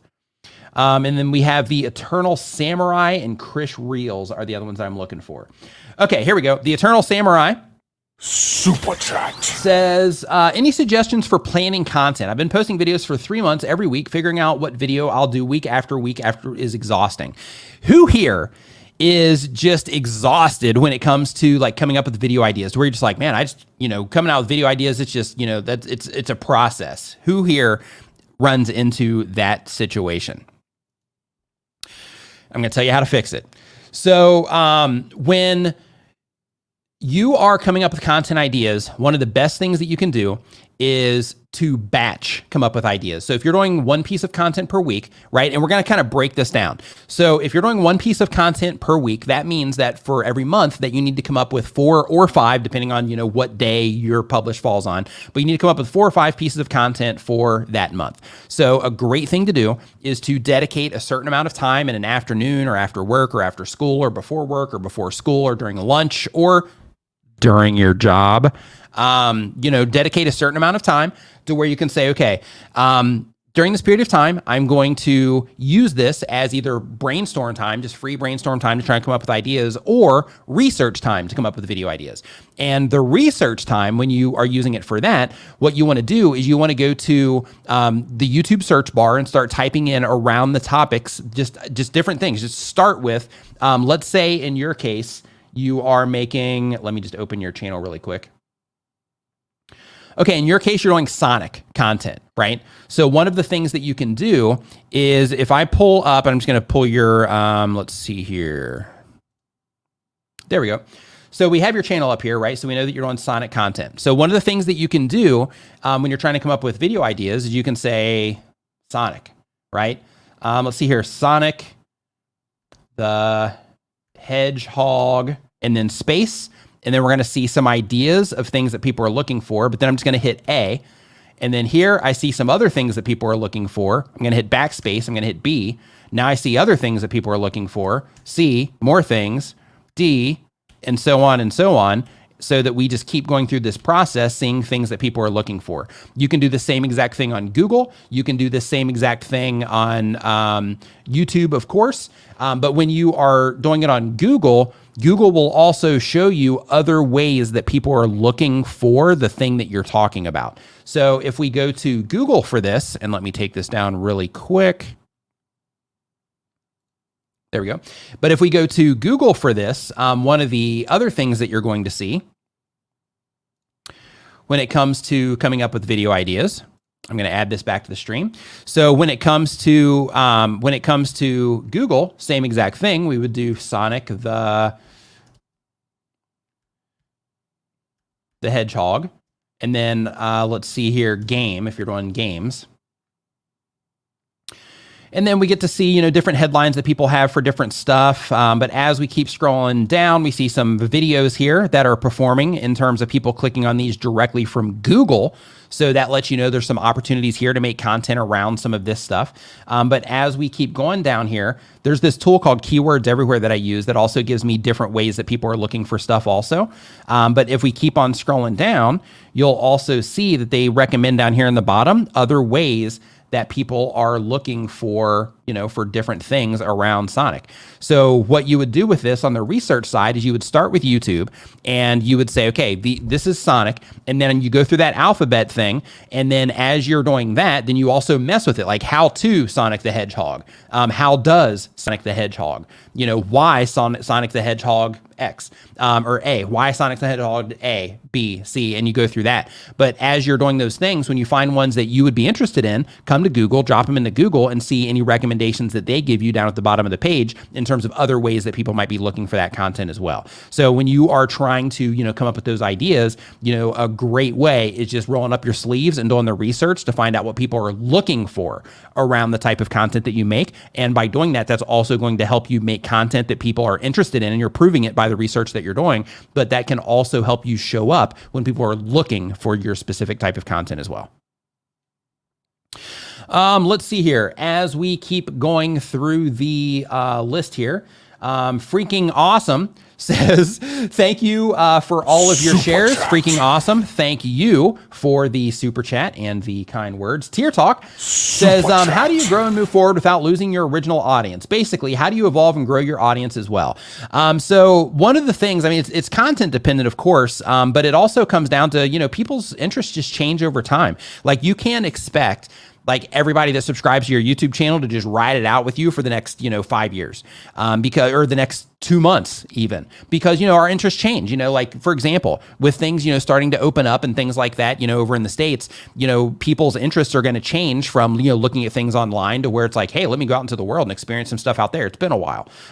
So because of that, some people might just stop watching your YouTube channel because the thing that was entertaining them and keeping them occupied while they were inside is now irrelevant to them now that they can go outside, as an example. But, because of that, you just have to know that, people's interests change. But when it comes to people sticking to your channel, the ones that do will usually do it because either one, you just continue to deliver great content for them, and they also connect with you as a content creator. And because of that, out of all of the different types of channels that make the content like yours, people will keep coming to you because they like the way that you do that type of content. Doesn't matter if it's gaming content or fitness content or whatever it happens to be, they might like your view on your approach that you take to getting fit. As an example, if you had a fitness channel. So because of that, they keep coming back to you just because they like your approach and all that, and they like to learn from you when it comes, to fitness type of thing. So, just keep those types of things in mind. But in terms of, people connecting to you, things that are helpful and proven to be helpful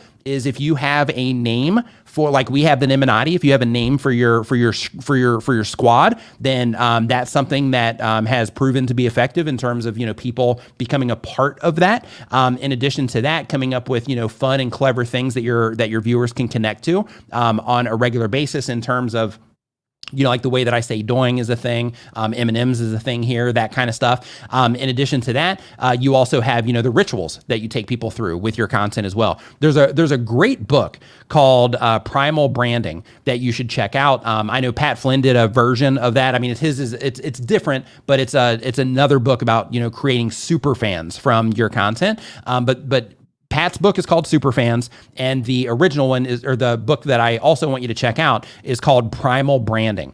Both of those books are fantastic reads for YouTube content creators, and they're both about just getting that deeper connection with people other than just the content itself. Let's see here. Please tell us tutorials of how add ads in your YouTube channel. The hardest part is copying and pasting the link using a mobile phone. So YouTube will add ads to your YouTube channel. So you don't have to do any work there. Like in terms of, like if you're trying to, just get YouTube to show ads, all you have to do there is be in the partner program and then tell YouTube which ads that you want to show. Add that to your upload defaults. If you're on a mobile phone, I have a video on my YouTube channel showing you how to get full access to all of the features that people have on a desktop computer. If you go to my YouTube channel right now, it's within my last 5 videos. Go watch that video. It'll show you how to get into the back end so that you can do all of those things. Let's see here as we keep on going through the list here. So there's one more, and I'm looking for it. Oh, Intrepid Dawn, what's up, man? Hope that you're doing fantastic. It's been a while. Intrepid Dawn says, hey, no question, just sending the love over to you, Nick. Keep on grinding. Absolutely. Venture All Terrain. Okay, we got that one taken care of. Let's see here. There's one more. Chris Reels. There we go. Chris Reels says, question, what are your thoughts on current topics and facts as a niche? The same topic is done by a channel with 10,000 subscribers is getting more views than me. Yeah, so here's the thing. Just because another video or another channel is getting more views on something than you are does not mean that you can't make that same content or that over time you can't make your content better. The reason that they're getting more views on it than what you're getting, let me look at your channel here really quick. Because you're saying they have 10,000 subscribers and you have 129. So the reason that they're getting more views right out of the gate is because YouTube has data on their channel in terms of the people that are a great fit for that content. There's people that continually go back to that channel over and over again, and they love that content. Therefore, YouTube shows it to those people. They respond to it. They come in and watch. In your case, you don't have all that data behind you yet. So what you have to do is, and just as a heads up, you can compete with their video or with their videos on their channel. I'm just saying at the time of publish, they're going to be able to generate more activity most likely than you can on yours, just based on YouTube having more data in terms of the people that are a great fit for that channel based on how they interact with the platform and the type of content they watch and all that. So right now your channel doesn't have that, but long term, even though their channel is getting more views on that video right now than yours, that does not mean that down the road, if people respond content in a very positive manner at a very high rate, it does not mean that your content will not outperform theirs long term over the next, let's say 2 years or something like that. So because of that, don't look at theirs is doing way better and yours is not. Look at it as YouTube just has more information in terms of the right fit for this content. With yours, there's not as much information there. So when YouTube gives the impressions, and what an impression is, if you're not familiar, is an impression is when YouTube shows your videos to somebody on the platform. That's it. So when YouTube gives your video an impression, or when they show it to somebody on the platform, based on how those initial people are responding to it, is going to make a big difference on how that video performs right out of the gate. But again, long term, there's a lot of things that can happen to a video over the course of its life cycle. So you might end up outperforming them in the future, or they might continue to outperform you. But one thing that I can tell you, if you're just coming into YouTube, and if you are, publishing content to YouTube and you're new to this whole thing, there's a really good chance. And I'm not, saying this to like take away from your experience or your thoughts or, your ideas of what might be good, because, you might be onto something. But one thing to keep in mind is if they've grown a channel to 10,000 subscribers, they've done that because they've either made a piece of content that has driven that, or a few pieces of content, or they've went through the process of learning what people respond to, and they use that information to make good content that people respond to where you, since you're just getting started, might not have that information yet, or as much information to make really actionable choices from the information that you are getting from your YouTube analytics. So you'll be fine. Just keep learning, keep actually applying the things that you learn, and keep paying really close attention to how people are responding to what it is that you're doing, and modify things if you need to, okay? Let's see here, Van Gogh, we got that one taken care of. Okay, I think that catches us up. All right, so we are caught up there. So now if you got a question, go ahead and drop it in the chat right now. Make sure you put a Q in front of it. Hybrid Steel Dude, what's up, man? Hope you're doing awesome. And in the meantime here, while I'm waiting for those to come in, I'm going to pull one directly out of the form here as well. So the question that we are going to answer is going to be, what are your views on channels like meditation relaxing? Is it okay for a new YouTuber to select that niche? So that's going to be the first question, and then I'm going to work down from there. But first, I'm going to pull this one out of the form, and I'm going to answer this one for the person that took the time to put it into the form. So this is from Spiky YT. Spiky YT says they do all types of content, all types of videos, and the goal of the channel is I just want to have friends and make people happy. And the question, Nick, I'm asking if it's okay for you to check out my YouTube channel.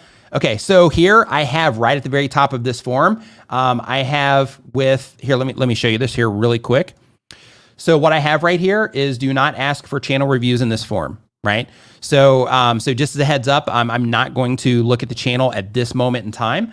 And I might do some channel review stuff on my extras channel that I have, but I'm not doing them here during these streams here today. This is for Q&As, and the reason I'm doing Q&As instead of looking at your channel, just so you know, is because with the Q&As, when I answer questions, those questions can apply to a lot of people that are the answer can apply to a lot of people that are hanging out here in the stream today. But when I start looking at channels, that applies to you. It still applies to everybody, but for people that have already went through the process of, getting their channel set up properly and all of that, it doesn't add a ton of value to them where the questions do. So that's why I'm not pulling up the channels at this point in time. Brian Tiles. Welcome to the Niminati. Welcome to the Niminati. Make sure next time you are on Facebook, you look for Niminati or Niminati VIP there, or just go to niminvip.com. That will redirect you to the Facebook group. Fill out everything on the way in. That's how I will verify that you are a member after the live stream today. Okay, so the question that we have here from Anmol says, what are your views on channels like meditation and relaxation? Is it okay for a new YouTuber to select that niche? I love those channels. I listen to them.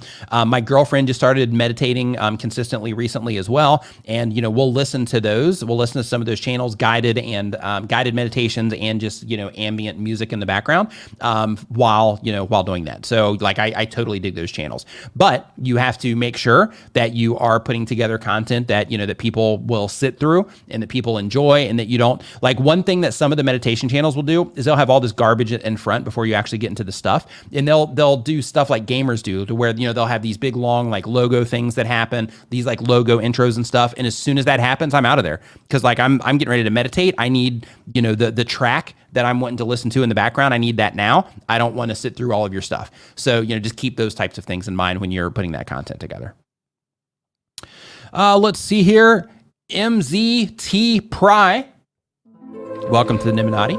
Welcome to the Niminati. Make sure, same thing with you, nimenvip.com will take you to the Facebook group. That's where we do our members only live streams as well. You can find that by going to nimenvip.com. That will redirect you to the Facebook group, and you fill out all the information on the way in so I can verify it and let you in there. Let's see here. How many videos do you upload to make noticeable growth, if you know what I mean? So it's a great question. So when it comes to uploading videos to YouTube, you can get noticeable growth on your very first video if it's a banger. And what I mean by that is if your very first video is a high response video, then as long as you publish that video and people keep clicking on it and they keep enjoying that content and they keep watching it and sharing it or, interacting with it in some way for YouTube to deem it as a great experience for their users, then YouTube will continue to show it to people. So you'll hear things where people will say, hey, you need to make, X amount of videos in order for YouTube to notice your channel. That's not the case.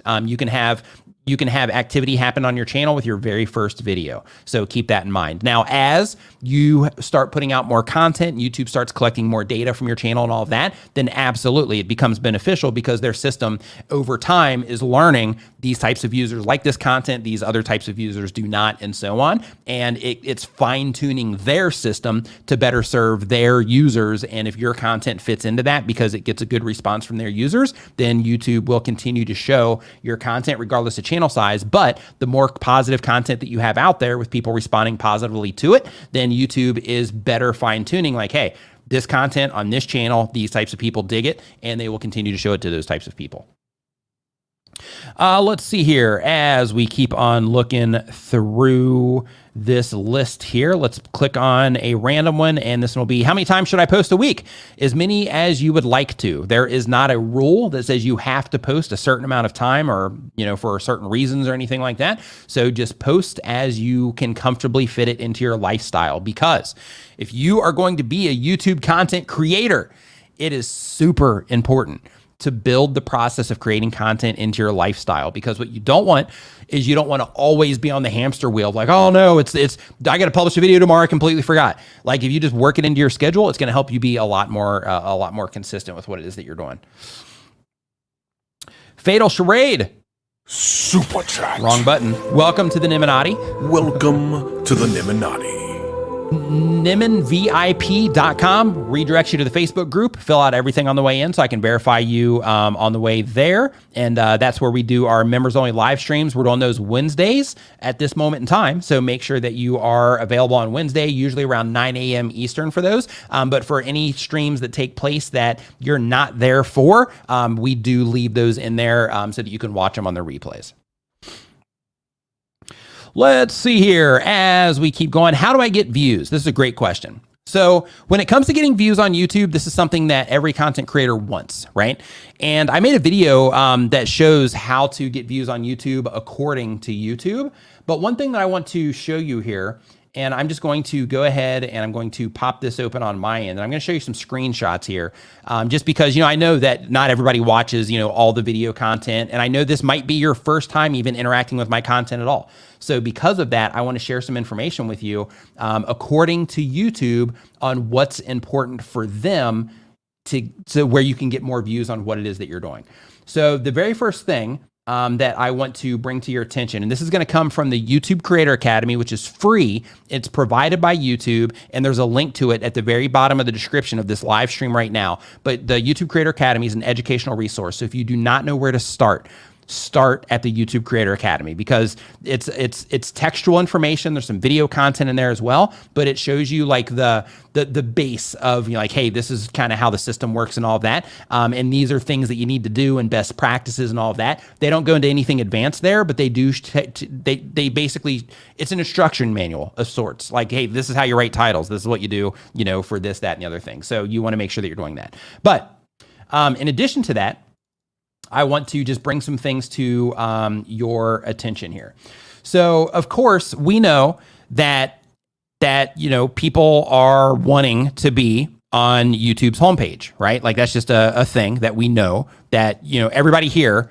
If you do not want to ever be recommended by YouTube, let me know in the chat right now. But if you do, let me know that you do. Just say yes or I do. If you don't, just say no. No, I'm okay with not getting views, not getting recommended by YouTube. But what I'm going to show you right now, this comes directly from YouTube, from inside of the YouTube Creator Academy. And one of the things here is about how they show videos on their homepage. And one of the things that they say here is that the selection of videos on the homepage is based on performance, right? That means how well that the viewer engaged, or how well the video has engaged and satisfied similar viewers, among other factors. One of those factors is the viewer's watch and search history, which means how often a viewer watches a channel or topic and how many times they've already been shown each video to that particular viewer on the platform. And another thing that they say here, if I can get to this third screenshot, is a tip. If you want to show up on the homepage more, keep viewers engaged for longer and encourage them to come back for more. Whether, and this is important for those of you that are like, how long should my videos be, if you have that question, but they say, keep viewers engaged for longer and encourage them to come back for more, whether it's with one long video or several short ones. The longer you keep people watching, the more your content may get surfaced, right? So that particular one is for the homepage. I'm not going to go through all of these, but one thing that I am going to bring to your attention here. When it comes to titles on YouTube, right? This is just a core thing, right? If you're uploading content to YouTube, you should know this regardless. So this was in a title section, but one of the things they say is if viewers don't stick around because the video didn't match their expectation, you'll see a drop in your audience retention. And the part that I want to bring it to your attention here is they say, which can result in your video being less likely to be recommended by YouTube. What that means is if you can't keep people watching, your videos are going to be less likely to be recommended by YouTube. Okay. And this is coming directly from YouTube. This is in the YouTube Creator Academy. You can see this right now if you look yourself. In addition to that, they also, in relation, and this is about writing titles that, you know, that accurately represent the content, because as soon as they start noticing people are leaving in mass because you were using clickbait, then in that situation, they will then they will deem it as clickbait, and therefore they will, you know, just stop recommending it to people because they're not responding. Another thing that they're talking about with your thumbnail and title is if your thumbnails and titles don't deliver their promise in the video, viewers tend to leave almost immediately, which can limit your discovery on YouTube. The longer you keep people watching on YouTube because of your content, the more your content may get surfaced. So in a nutshell, you want to get more views on YouTube, you want to have, you know, YouTube showing your content more, you got to make good content. And the best way to make good content is by looking in your audience retention reports and seeing how people are responding to what it is that you're doing. If you do that and you do it video after video and you keep trying to improve and compete against yourself, my last video was this, let me make this next one better. Let me watch the stats from that last one and figure out how people responded to it, and then apply what I learned to this new video and experiment with this new video based on what the audience retention of the last one showed me. And you keep going through that process over and over again, same thing with your titles and thumbnails, then over time, your channel will start progressing, you will start getting momentum, and things will start going better in your channel. But if you're somebody that says, hey, my thumbnails are awesome, I make great thumbnails, and my titles are great too, and my content, I make the best content out there, but you're not actually, like, that's just your opinion, but you're not proving it through the data, then like, if you're not getting views, then that's not the case. Let's just call it what it is. If you're not getting views, then that's not the case. So if you are doing those things and everything is awesome like you think it is, then in that case, you would be getting views on your content. So for those of you that are like, you know, hey, you know, I'm just, you know, all the stuff I'm doing is awesome, I don't know why others are doing better than me. For those of you that think that way, the other ones are doing better because they're getting a better response, right? So theirs is actually better. But when you are looking at it from that lens, then you kind of block yourself off because you think what you're doing is awesome already. But if you are like, you know what? I'm trying to learn. I'm trying to make content that people will really love, and you remove yourself and your opinions from, you know, how awesome everything is. And you're like, you know, I'm trying to make content people love. So because of that, I need to use the data that YouTube is giving me in terms of my audience retention, and I need to get them to respond. So I need to pay attention to my click-through rate as well. But when you start using the data that YouTube is giving you in the back end in your YouTube analytics, then that's going to help you be able to identify what viewers like and don't like, so that you can fine tune your content to make a better experience for them. So if you want to get more views, then it comes down to your ability to come up with good topics that people are interested in, get them to click on it, and then of course, get them a great experience once they do click on it. Let's see here. Brian G. Jason says, bass, how low can you go? Death row, what a brother know. All right, so let's see here. Next up, we've got, hey, Nick, are there useful ways to compete against other new YouTubers? Excellent content. right? You gotta make good stuff. So when it comes to competing with new YouTubers, just be intentional with everything it is that you're doing. Most new YouTubers, who here is a new YouTuber? I'm going to guess that it's most. But who here is a new YouTuber? If you're new to a new YouTuber, just say new YouTuber. But when it comes to competing against other new YouTubers, a lot, and I'm going to say a majority of new YouTube content creators, like, they're not applying most of the things that we talk about here. And the reason that they're not applying most of the things that we talk about here is because they either, one, think that they've got it figured out, two, because they don't know that they need to apply the things that we talk about, right? They don't know that there's a YouTube Creator Academy. They don't know yet that there's content like mine. They haven't learned any of this stuff yet. Like, YouTube just hasn't suggested those videos to them yet for them to even say, like, oh, wait a minute, there's somebody explaining how I can make my content better. Are you kidding me? Right? So, like, a lot of them just don't even know that yet. Yeah, we got tons of new YouTubers in here. So, when it comes to you competing with other new YouTubers, don't even worry about it, because the fact that you're even hanging out in this live stream right now and you're learning like what's important to YouTube, and you're seeing those screenshots and you're hearing some of these questions answered and all that, like, you're already like putting yourself in a position to compete. But the thing that you have to do is make sure that you don't just listen to this information as like entertainment, that you take the information that you hear in the live stream and you start looking at your channel and you start thinking of how the things that we talk about here, how they apply to what it is that you're doing. Because keep in mind that there's not like a one size fits all when it comes to YouTube, because different channels do different things. We all have different audiences, different personalities. We present things in different ways. We edit our content in different ways. We make different choices when it comes to things like music and the things to show in our videos and our upload cadence and things like that.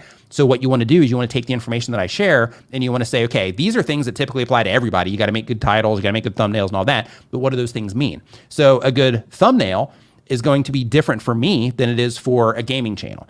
And the reason for that is because the type of content that I make, it generates a different type of, a person to click on it than somebody that's doing gaming content. And the same thing between gaming channels. If you're making COD content versus Minecraft content, then you might have to take a different approach compared to, each other with that type of content. So what you want to do when you hear this stuff, you want to look at your channel and what it is that you're doing. And you want to say, okay, this is something that, like Doug Houston's saying right here, that I can put into action on my YouTube channel, and I can start applying this to my channel because I'm not doing this particular thing. Or I didn't even know that audience retention reports existed, which is one of the things that you hear me talk about a lot, audience retention reports, because it's a second-by-second indicator of how people respond to your videos in mass, like the people that are enjoying your content, not just the people that are in your comment section saying like, hey, this is awesome, you should have more subscribers, not those people, but for the people that are actually watching your content or not, your YouTube analytics are going to show you exactly how those people are responding to what it is that you're doing. Let's see here. So next up on our list, we got Create with Dre. What's up, Dre? Thank you for the super chat. Says, appreciate all that you continually do for the YouTube community and proud of your sustainment. Quick question, if you don't mind, what are 2 to 3 top fonts for thumbnails and colors for thumbnail backgrounds that you recommend? For the 2 to 3 top fonts, what I would focus on, instead of just naming specific fonts, is just focus on not trying to be fancy. Right? What you want to do is you just want to make everything as simple and easy to read as you possibly can. So, like Impact, Solid, Arial, Narrow is better, because if you go with Impact or Arial Narrow, with those two fonts, what they're going to do is, instead of, if you do use text in your thumbnails, which I do want you to know that you don't have to use text in your thumbnails, but if you are using text in your thumbnails, if you use one of those narrower fonts, then you can actually put more letters in it if you need to, so that you can make it bigger instead of having to make it smaller just because of the amount of horizontal space that you need in order to fit that word in there, right? So just using something that's condensed is definitely helpful. In terms of colors, you got to experiment with that, because again, that's going to be different. Like that whole rant that I just went through about, things being different for different channels and all that. Like it's just going to be dependent on the people that YouTube is showing your content to. Okay. So because of that, Tubebuddy has the A/B testing feature, or what you can do is you can make thumbnails, and keep in mind, there's things that can also impact it besides just the thumbnail. Like the actual topic itself or the title can also impact it, but you want to think about okay, I'm going to make 10 videos where I have, where I'm using these colors or this type of thumbnail. And then I'm going to make another 10 videos where I'm using this type of thumbnail. And then I'm going to use the grouping feature inside of YouTube Analytics, which is in the advanced mode of your YouTube Analytics. But I'm going to use the grouping feature in order to compare these thumbnails against each other as a set and see if I can notice anything there in terms of people clicking on one color more than another color, for example. So like you want to do those types of things. A/B testing through Tubebuddy is another thing that can help you, really uncover what is a good fit for the people that YouTube is showing your content to. In addition to that, they also have their click magnet tool, which will isolate individual elements. For example, in the click magnet tool, they'll show you, like, hey, videos where you have more than one face on them, maybe they get clicked more. Videos where you have one face get clicked on more. Videos no faces get clicked on more. These certain numbers of texts, also get clicked on more and things like that. So it can really help you uncover, through your content library, the things that people respond to more than others. Also look historically in your own content library as well, and just look and compare content that you already have on your channel and thumbnails that you already have, and start using that information to fine tune what it is that you're doing based on the response that you see people are giving that content. Fraggy Rock says, what's up, Nick? What's up, Fraggy Rock? Says, how do you make videos around the average attention span, which is 8 seconds for adults? So what you have to do is when you are structuring your videos is you just have to think of that. People, if the attention span is 8 seconds, then how can I keep things changing on a regular basis to keep re-engaging people? So, one thing is, asking a question. Well, first, the hook, to where you make that video important to people based on what it is they see or hear, or the things that you're showing or promising when the video first opens up. You make that important to the viewer. And when you do that, that's why everybody that makes any type of content on YouTube that's successful will talk about, hey, it's great to hook a viewer, right? And the reason for that is because once the title and thumbnail, actually your package is part of the hook also. Because with your package, you're saying, if you click on this, this is what you're going to get. Right. And then you reconfirm that once they click on it in the actual video content. And then you start thinking, hey, second by second, like, how am I going to, hold their attention? So what you want to do is you want to watch your videos and you want to think to yourself, would I leave during this? And just start paying attention to your own self and thinking to yourself, like, hey, if I'm editing this and I'm bored, then what can I do to make this exciting for me as I'm editing this as well? Right. Because you are playing against that attention span. And not only people just getting disinterested, but you also have distractions happening. Like, people are getting text messages all the time and push notifications and desktop notifications and people walking in the room and, like all of this stuff. So because of that, like, you're not just competing against attention spans, you're competing against everything. So because of that, you have to make sure that you're really trying to pull people into your content and make it important to them. So there's something called open loops. And what an open loop is to where you open up an idea. So let's say you hook a viewer in the beginning and you say, hey, we're talking about this, or I'm going to show you how to do this, or in this video, we're challenging, this, our challenge in this video is that we're trying to accomplish this thing or whatever. But then you start creating these open loops as well, which that would be one, but you create them later in your content as well. And what an open loop is, it's simply to where you just tease an idea, or not an idea, but you tease something that's coming up in the video later. So you say, hey, later, or hey, we're going to be showing this too, or we're doing this side challenge, but we're going to be showing you that here, or talking about that here in just a little bit. So what you do is you just kind of open that up and then you tease it for later. But those are called open loops. So if you look around the internet for open loops, then you'll see more information on that. Let's see here as we keep on trucking. Let's see what we got here. So I'm going to hop into the forum really quick for this one. And I'm going to take a sip of coffee.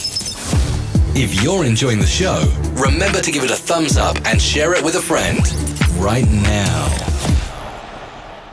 All right. So Tiffany's Real Cleaning Time says best editing software or app. So the best is dependent on your personal style, on what it is that you need for your editing software. So I can't say what the best is, but for some options. You have Adobe Premiere, which is extremely popular, used by tons and tons and tons of content creators across, operating systems, which is great. You have, that's just for editing videos.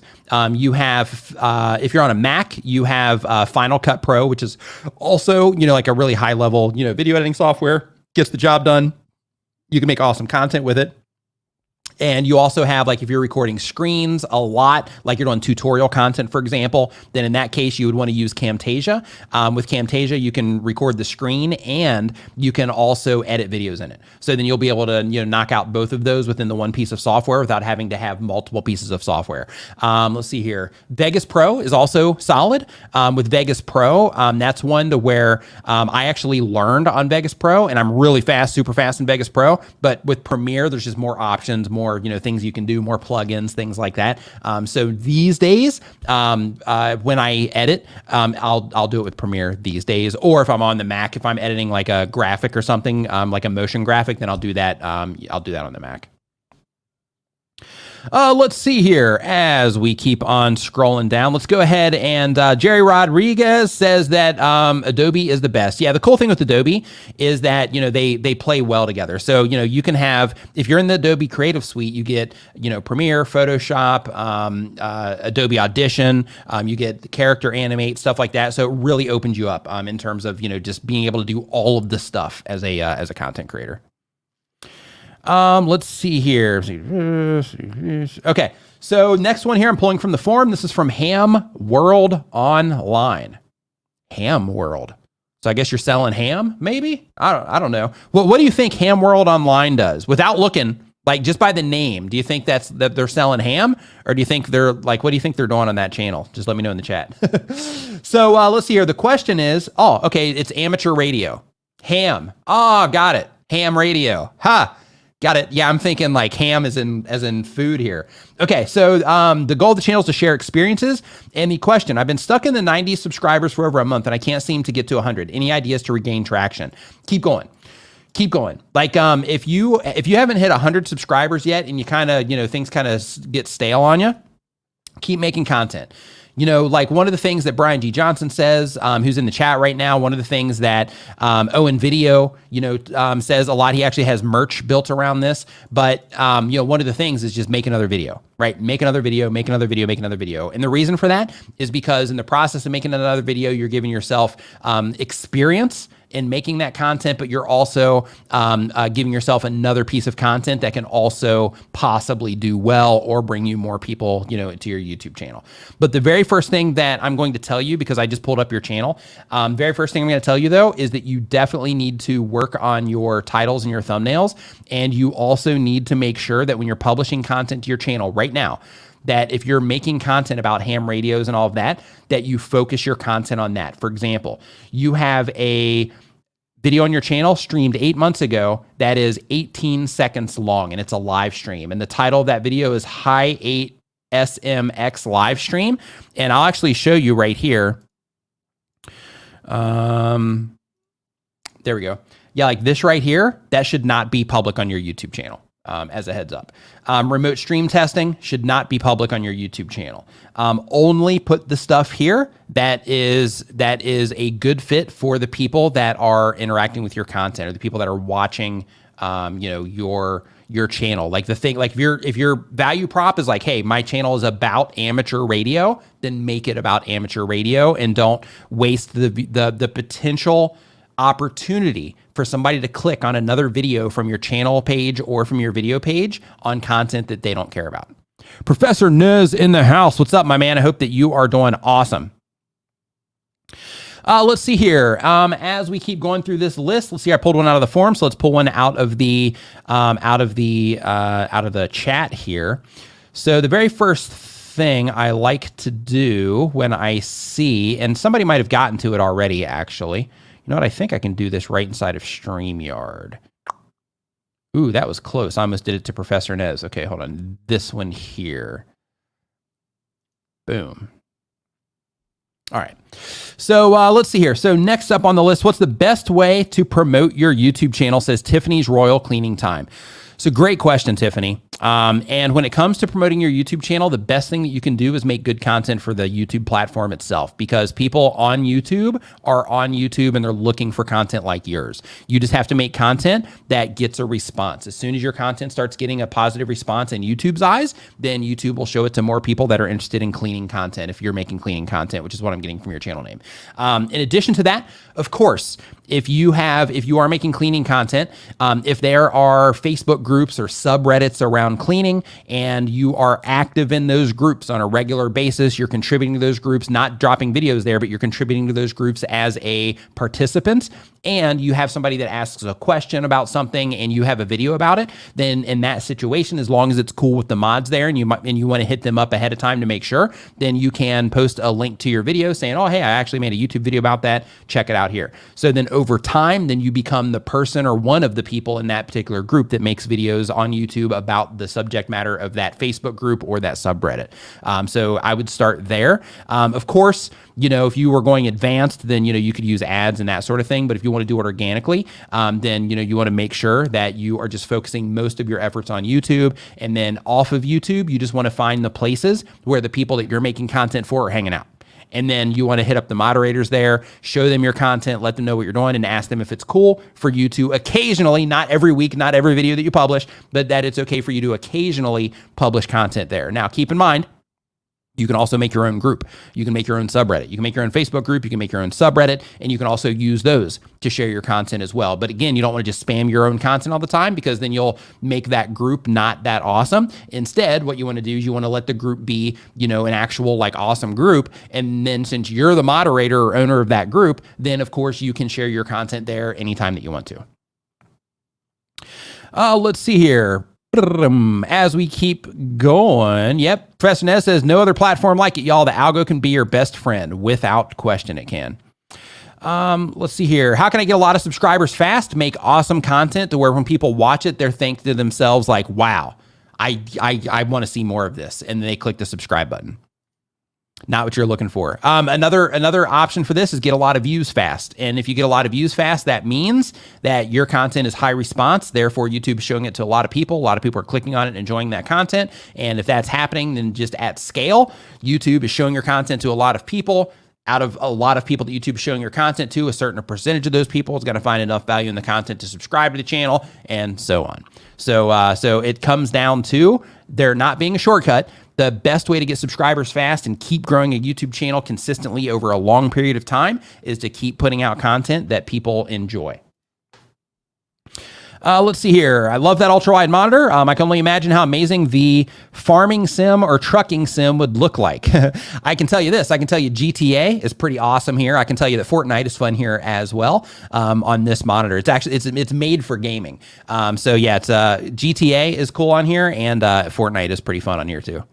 Because you get that whole wide field of view. So you can be running down the middle, but then you see somebody or something over here. And then, you can just nail them. It's great. Let's see here. Why is to change your channel name to a personal name or nickname? This is a really good question. Who here, hey, what's up, Heidi? Hope that you're doing great. Costume CO. Who here is in a position where you're like, should I use my real name? Should I make a channel name? What should I do? Who here is struggling with that? If it's you, just say me, just out of curiosity. So when it comes to making that decision, so there's two approaches that I just want you to consider. So of course, ultimately it's up to you. But when you use your personal name, that gives you the opportunity to build your personal brand. And what that means is that people get to know you when you go somewhere, right? Because you're building your personal brand, which means that there's a really good chance that, depending on the type of content that you make, you might go to conferences around the type of content that you make. You might go do special things around the type of content that you make. And when you do, then in that situation, you would be at that place, and instead of people coming up to you and be like, oh, hey, you're such and such from Get Lost Vlogs, instead it would be like, oh, hey, you're Mike, or whatever your name is. And that part is really cool because then people get to know you. When you have it as your name, some cons to that are, and it's always easy to find you because you have your name, you have your website, you have all that stuff, but it's your name, so people can always find you. The downside of that is that people can find you. So there will be people that, because, maybe you set up, an account somewhere to where people can just call you, then, for example, I'll occasionally get calls on Skype to where people just randomly call me. And because of it, I turn my Skype off, most of the time now. I have another Skype account. But basically when it comes to that, people just randomly call me because it's not hard to actually track down different ways to, be able to get in touch. So that can be a negative. It can also be a negative on the side of security as well. So you have to go through extra things in order to make sure that, you've secured yourself online. Now, the places that the brand name can be advantageous is if you're growing your channel under Get Lost Vlogs, even though it's your channel, even though it's based around your personality when it first starts, at any moment in time, you can sell that channel in terms of as part of a company, not just selling the channel itself. It has to be part of a company. But you can, pass that channel on to somebody, or you can also have other people come on and start being the host of that. So if the channel starts going well, you can have other people supplement some of your content, pay them to do it, supplement some of your content, and that in that situation, you are building up that brand around the brand, not necessarily around you, right? So because of that, then, it gives you an advantage. Another place it can give you an advantage is, let's say that you have a really common name. Let's say your name is like Mike Jones or Mike Smith or something like that. Well, in that case, then it's going to be really hard to get all your socials and things like that. So, might want to build the brand, build it under the brand name. Other things is if you think long-term and you think, okay, well, if I'm building this brand, I'm going to be building like my YouTube business around this brand, but then I'm going to also build like additional business around the channel and around this brand as well. Then thinking of it from the brand perspective is also going to be advantageous also.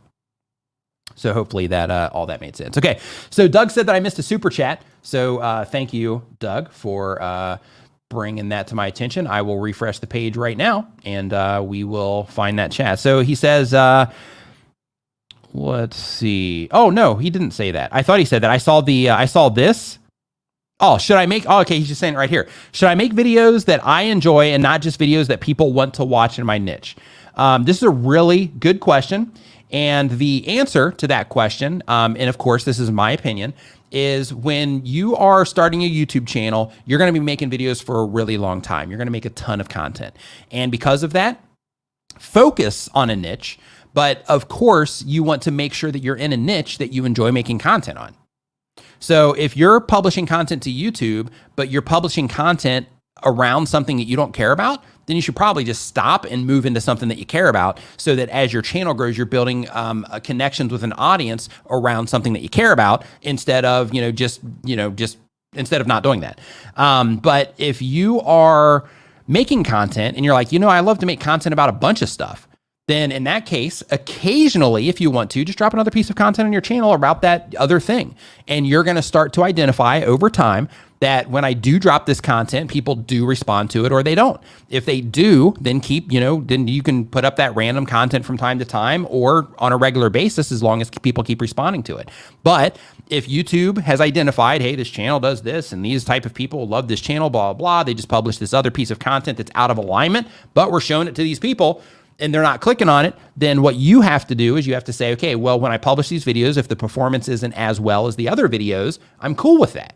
So I'll just keep publishing the content they come there for, but then I'll introduce them to some additional content that I really enjoy also that I want to share with them as the thing goes. And if it doesn't perform as well, then I just take that hit and I'm totally cool with that. And there's no problem, right?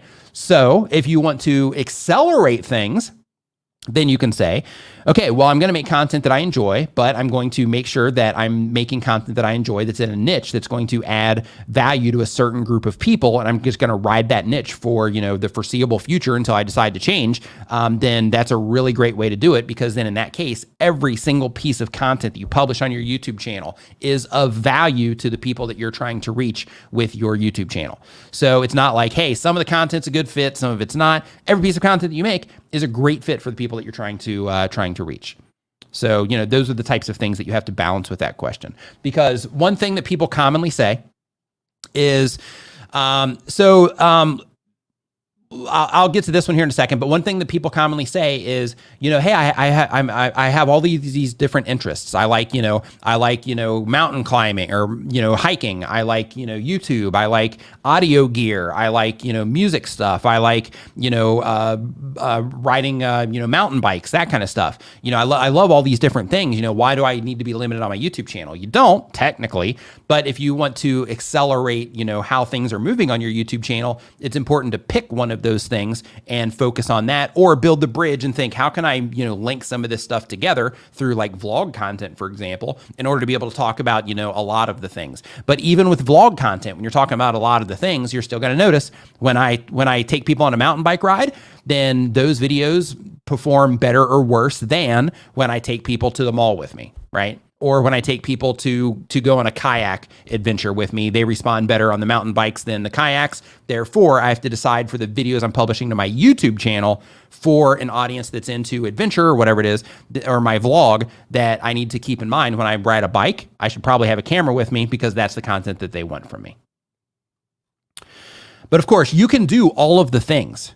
The idea, yes, it does apply to a gaming channel. The idea when you're doing all of the things is when you focus in, then it just helps the system identify better, who all of your content is for, and it turns your channel into a resource for that type of content, right? That's the idea. Let's see here. As we keep going, there was a question that I was going to answer.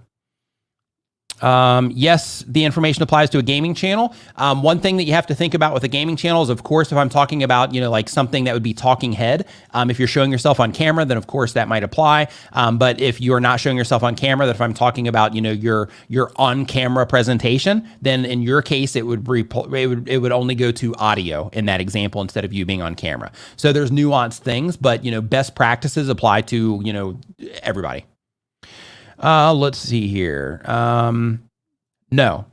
So technically, yes. Okay, this is a great question. So the question is, just for those of you listening to this later, which by the way, I've got a podcast that's going to have this available on the replays. Just as a heads up, they're going to be delayed, so you got to be here for the most current ones. But you're going to be able to listen to these in the future as a podcast also. But does commenting on videos help farm subscribers since they can check out your channel? Technically, yes, of course. If you're commenting in places, then people see your channel name. If they think that your content might be a good fit for them, or your channel name is clever to where they can identify, hey, this channel might be about something I like. They click, they come, they like your content, they subscribe. Sure, technically. But is that a good way to spend your time? The answer to that is no. When it comes to like, what are all of the different things that I could do to generate subscribers on my YouTube channel? When you start thinking like that, and then you start thinking, okay, out of all of these different things that I could do, one of them would be interacting with people on Twitter. Another one would be, commenting on YouTube channels. Other ones would be, going into, Facebook groups and hanging out there. Other ones might be, going and trying to find clever ways to post on Reddit, things like that.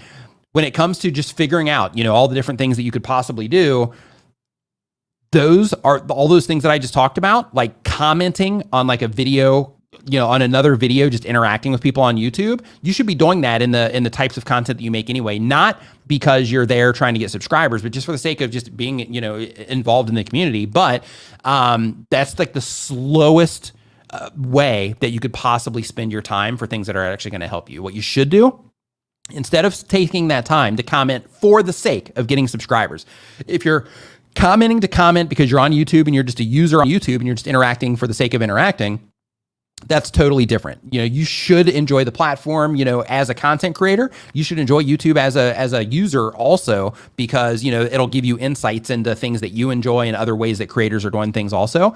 But when it comes to doing commenting just for the sake of trying to get a subscriber out of it, in my opinion, that's one of the slowest things and one of the high effort, but for the lowest possible result things that you could possibly do on your YouTube channel. So I would advise against that in every scenario, not to comment for the sake of growing your channel, right? Interact to interact, not to try to grow the channel. Instead, spend your time, that time to where you think to yourself, hey, I'm going to spend the next 30 minutes commenting on videos. Don't do that. Instead, I'm going to spend the next 30 minutes in my YouTube analytics trying to figure out what it is that the people that are interacting with my content, how they're interacting with it, what it is they enjoy, what they click on, what they don't. I'm going to, figure out how to actually use and interpret my YouTube analytics. So I'm going to Google how to use YouTube analytics, and I'm going to, consume all the stuff that pops up there so that I can spend all of that commenting time better learning how to serve my audience on YouTube. If you do that and you spend your time that way, the insights that you're going to gain from that and the long-term benefit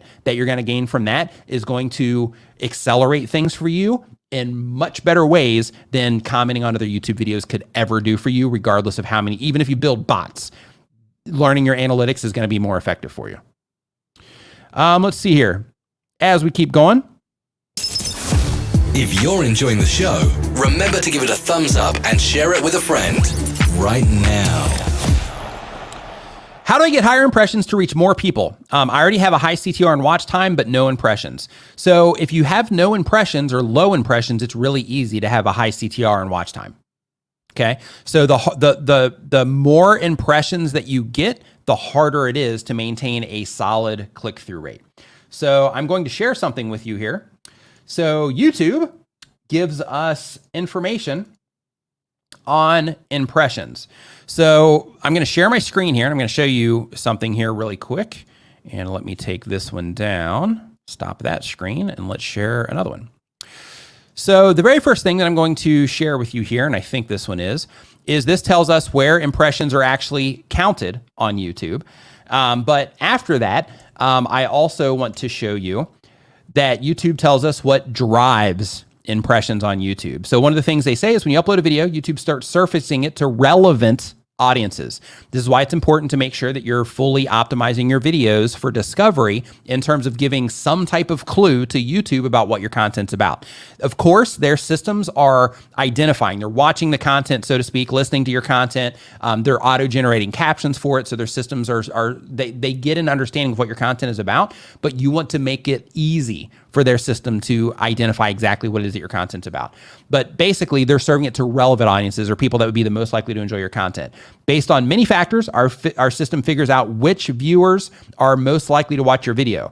The system continues to surface the videos to audiences as long as it remains on YouTube. Now, oops, wait, what was that? Here, hold on. Oh, I lost the impressions one. Hold on. You know what? I had one here exactly on impressions, but it looks like I actually removed that from this particular folder. But basically, when it comes to impressions, one of the things that they say, and I'm going to try to find it here so I can give it to you. But one of the things that they say, hold on. One second. Here we go. Okay, I found it. Okay, so instead of just saying, hey, this is what I think they say, let me just show you. So they say here, the best way to get more impressions is to consistently make great quality content that viewers love, right? Now that sounds extremely vague, okay? Because it's like, well, duh, of course, if viewers love it, then I'm gonna get more impressions, right? But what does that actually mean? So what that means is when you are looking in your analytics and you see that, hey, at like 25, at like 10 seconds into your video, you've lost 75% of your viewership, people don't love your content, right? If, a minute in, you've lost 75% of your viewership, people don't love your content, right? So what you have to think of is, YouTube is determining how people are interacting with your content, or not determining, they're tracking how people are interacting with your content. And if you can keep people on your content for an acceptable or competitive amount of time based on what's going on YouTube at that moment, then you're going to get more impressions. If you can keep them there and you can keep them clicking, then you will continue to get more impressions. If at any moment you publish a video and people just don't click on it, or when they do click on it, they just leave en masse, then YouTube's going to limit the amount of impressions it's giving on that video because they have a long time of content in their archive that they can show to users of their platform at any given moment. And you have to be able to compete with that archive and the stuff that's going out in real time. Like right now, while we've been having this live stream, thousands and thousands and thousands and thousands of videos have been uploaded to YouTube while we've been having this conversation, if you've been here for the entire stream. And out of all of those videos, they're competing with each other and they're competing with the archive of YouTube. So because of that, you have to be able to get people to enjoy your content. And that's why you always hear me talking about paying attention to your stats. I know for some people, like stats is like, hey, no problem, got it. I'm going to go in there, pay attention, see what's going on. For other people, it's like, oh my gosh, I don't even know what this stuff means. Like, I'm not even going to look at it and I'm just going to pretend it's not there. And I'm just going to publish videos and I'm just going to hope I make some good decisions when I'm publishing videos. That's the approach a lot of people take. And one thing that I can promise you is that if you learn to read and interpret your analytics, it's going to help you make better decisions, which is going to help you grow your YouTube channel. So, when you're in a situation where it's like, hey, I've got a high CTR and watch time, like Mommy Muscle here. If you have a high CTR and watch time, but you're not getting any impressions, like you have a high CTR and watch time because you're not getting that many impressions, right? But as those impressions start increasing, then your click-through rate typically gets driven down and your watch time also typically gets driven down in that situation as well, because the core people that YouTube shows your content to are the people that are the most likely, according to all the data that they have on the users of the platform. The initial people that are going to see your content are the people that are most likely to respond to it. If they don't respond to it at a very high rate, or at least a competitive rate, then what's going to happen is other videos that people do respond to are going to end up taking the place of your video. So because of that, you have to go through the process of learning how to read your analytics so that you can make sure that the content that you're putting out there is effective content for whatever it is that you're trying to do with your YouTube channel. Okay, so next up on our list here, as we keep on trucking through this list, let's see here. So there's still a lot to read, and yeah, there is a lot to read and understand, and it is tough, but that's the whole thing, right? Like, okay, like let's say, for example, if you're trying to do anything else, okay, let's say that you are trying to learn how to get in shape, okay? So if you're trying to learn how to get in shape, you can't just walk into a gym and just start picking up weight. I mean, technically you can, but you can't just walk into a gym in theory and just start, like grabbing stuff and just kind of moving around, because you're going to waste a ton of time like doing the exercises in a wrong way or not targeting your muscle in the right way or whatever. But if you spend the time to learn, hey, these are the right ways to target these specific muscles. These are the right exercises I should be doing on these particular days to meet the goals that I have around my fitness, then it changes everything, because you start learning how your body works and all of that. And you do that some of it based on just the feedback that you get on, hey, right now I can lift this, I can do this many curls with this much weight, targeting this particular muscle, and that's the direct feedback that I'm getting. And then you can use all of that information in terms of the ways that you learn to target and all of that to accelerate your growth in terms of your fitness, right? In terms of building or just getting in shape or whatever. Same exact thing goes to playing an instrument, right? When you pick up an instrument, you can't just sit down and riff, right? You can't sit down and riff on a keyboard or on a guitar or drums or whatever. I mean, technically you might be able to just like play something, but you won't be able to just jam it out, right? So the process that you have to go through in terms of like, hey, what are all these different strings or all of these different keys? What are chord progressions and, all of that good stuff. Like, as you start learning things, it helps you start making better music. The same exact thing goes for YouTube. When you are putting out content, we're blind in terms of, hey, we're publishing this video, and, if YouTube did not give us analytics, then we would be 100% blind and we would never know how to make better content.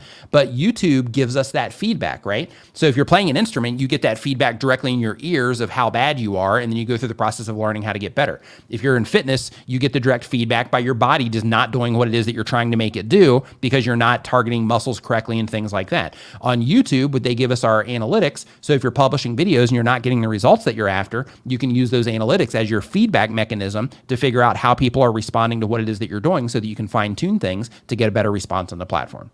So, when it comes to YouTube, it's hard. It's like people see content creators. Let's have this conversation real quick. So when you first start a YouTube channel, or even, as a content creator, like you see people making content, and when you are using YouTube as a user, you kind of forget that YouTube is showing content to you based on how you are interacting with the platform and how other people are responding to the content that they're showing to you. And because of that, you forget that, wow, all of this content that I'm seeing is either YouTube testing it on me for, like testing this piece of content on me to see if I'm going to like it or not, or it's content that's proven to get a response from other people who use YouTube like I do. So because of that, you're only interacting with, especially if you're just starting YouTube and you don't know how, this stuff works at all yet. Like when you're watching YouTube, you're watching high response content. Only things that you're seeing is content that's either high response or content that is being tested against you to see if it's high response. And you are one of the determining factors on if that content's got to be high response or not. Now, of course, you have your subscription feed to where, of course, it's customized based on things that you subscribe to. But in terms of your homepage, you see all of that and you think to yourself, holy cow, like all of these content creators make this stuff look effortless. And in addition to that, like this person published this video an hour ago and they've got 100 views on this already. Holy cow. I haven't had a video on my channel get 100 views yet. And I've got 30 videos up. Why has this channel got 100 views in an hour? right? And you start thinking all these, crazy things around like, maybe YouTube's holding my channel back. Maybe I've been shadow banned or something like that. But in reality, it comes down to you just interacting with high performing content all the time, or at least, stuff that's performing at an acceptable level for the platform. And it can distort your perceptions of like, hey, like YouTube's just showing content to people. I mean, it is, but it's also prioritizing content that is proven to get people to click on it and get people to watch it for an acceptable period of time. So, as a content creator, especially somebody that's new, you might be missing all of that information and think that YouTube's just easy. Like, hey, you just upload videos. I mean, all these videos that I'm seeing on YouTube, it's just, YouTube's just showing me all these videos from people. So I must be able to just upload a video. And then by default, I just start getting all these views come in. But unfortunately, it doesn't work that way. You have to make content that people enjoy and that they respond to in a positive way in order for the system to keep giving you views, or not giving you views, but in order for the system to keep showing your content to the people that are the most likely to enjoy it. All right. So Shining the Light. Super chat. Thank you for the super chat. Says, I create African entrepreneur interviews. Thought. I think it's awesome. Yeah, I think it's great. I don't know like what thoughts it is that you're looking for, but yeah, I think that's great. I would just make sure that you are, making your interviews as interesting as you possibly can. I would also think about the subject matter. So in terms of, if you do African entrepreneurs, then I would try to think about, okay, if I'm interviewing African entrepreneurs, that's one thing, but like, what exactly am I offering to the audience? And I would make sure that you are thinking of that with every interview. So in a lot of cases, when people are doing interview content, they'll use like the person's name and like, that's it. It'll be like, interview with such and such. Don't think of it from that perspective. Think of it from, sure, I might have this person's name in the thumbnail, or maybe I'll include them in the title or the metadata for the sake of that. If they're somebody that's known on YouTube or just known where there's a lot of content around them or something like that, so that that topical relationship can be there. However, thinking of it from the viewer's perspective, or the people that you're reaching, and thinking, okay, the things that we talk about in this interview, like what's a really core message that I can make sure to optimize this piece of content around. So when this gets shown to somebody on a homepage or recommended next to another piece of content, what is it that core message is going to express to those other entrepreneurs or whoever it is that you're trying to get to see this content? What is that core message? Instead of just saying, interview with this person, just making sure that you're optimizing everything around that message. And then of course, depending on the person, you might want to include them, as part of the metadata as well. Let's see here. Next up on the list, I got Fraggy Rock. Yep, we got that taken care of. Okay, so as we keep on going down this list right here, we've got Shiatsu Shane. What's up, man? Says, I read the new audience stat you're winning if the purple line is above blue. Oh, I read in the new audience stat that if that you're winning if the purple line is above the blue. However, mine has for over 90 days, yet views still slowly decreasing. So here's the thing.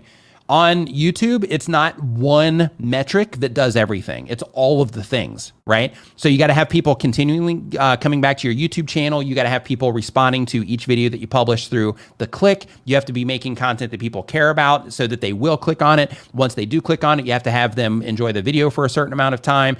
You also need people sharing your content from time to time. You need people further engaging in terms of the comment sections, things like that as well. Like it's all of the things. Like it's not just, hey, I've got people coming back, so I'm good. It's like you got to get people coming back, but you also need to be reaching new viewers also. So the people coming back is an important part because it shows continued happiness with what it is that you're doing, or continued satisfaction with what it is that you're doing. But you also need to be reaching new viewers as well. So if you only focus your content on the people that are currently subscribed, then in that situation, you're putting yourself in, you are kind of limiting the option for growth, so to speak. If your stats show you that, like 85 or 90% of the people watching my content are already subscribed, then there's not much room for growth there. Versus if you are also tapping into new viewership or new viewers coming in, then that gives you the opportunity to grow so that your views can continue to increase over time versus kind of stagnating and dropping off.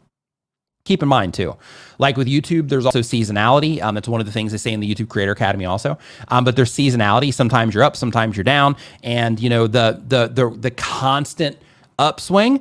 Some people can, have a nice gradual upswing, but like a constant heavy, just rapid spike into the sky. It's a pretty rare thing on YouTube. So, just having that consistency and then bumping that consistency up in terms of the stats that you're getting back from YouTube, and then bumping it up again, and then bumping it up again, and then just continuing that process over time is ultimately what you want. But like if you have a period of time, a season, so to speak, to where you notice that your views are going down, just go in and look at what's performed well in the past, look at what's performing well right now, and try to follow it up with similar content.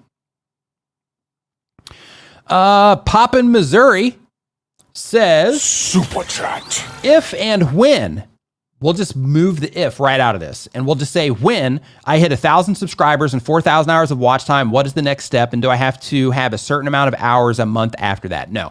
So all you have to do, you've already hit that 1,000 subscribers, you've already hit the 4,000 hours of watch time, so that will allow you into the partner program as long as they approve your content. And then once you're in the partner program, all you have to do is make sure that your subscriber count stays over 1,000, right?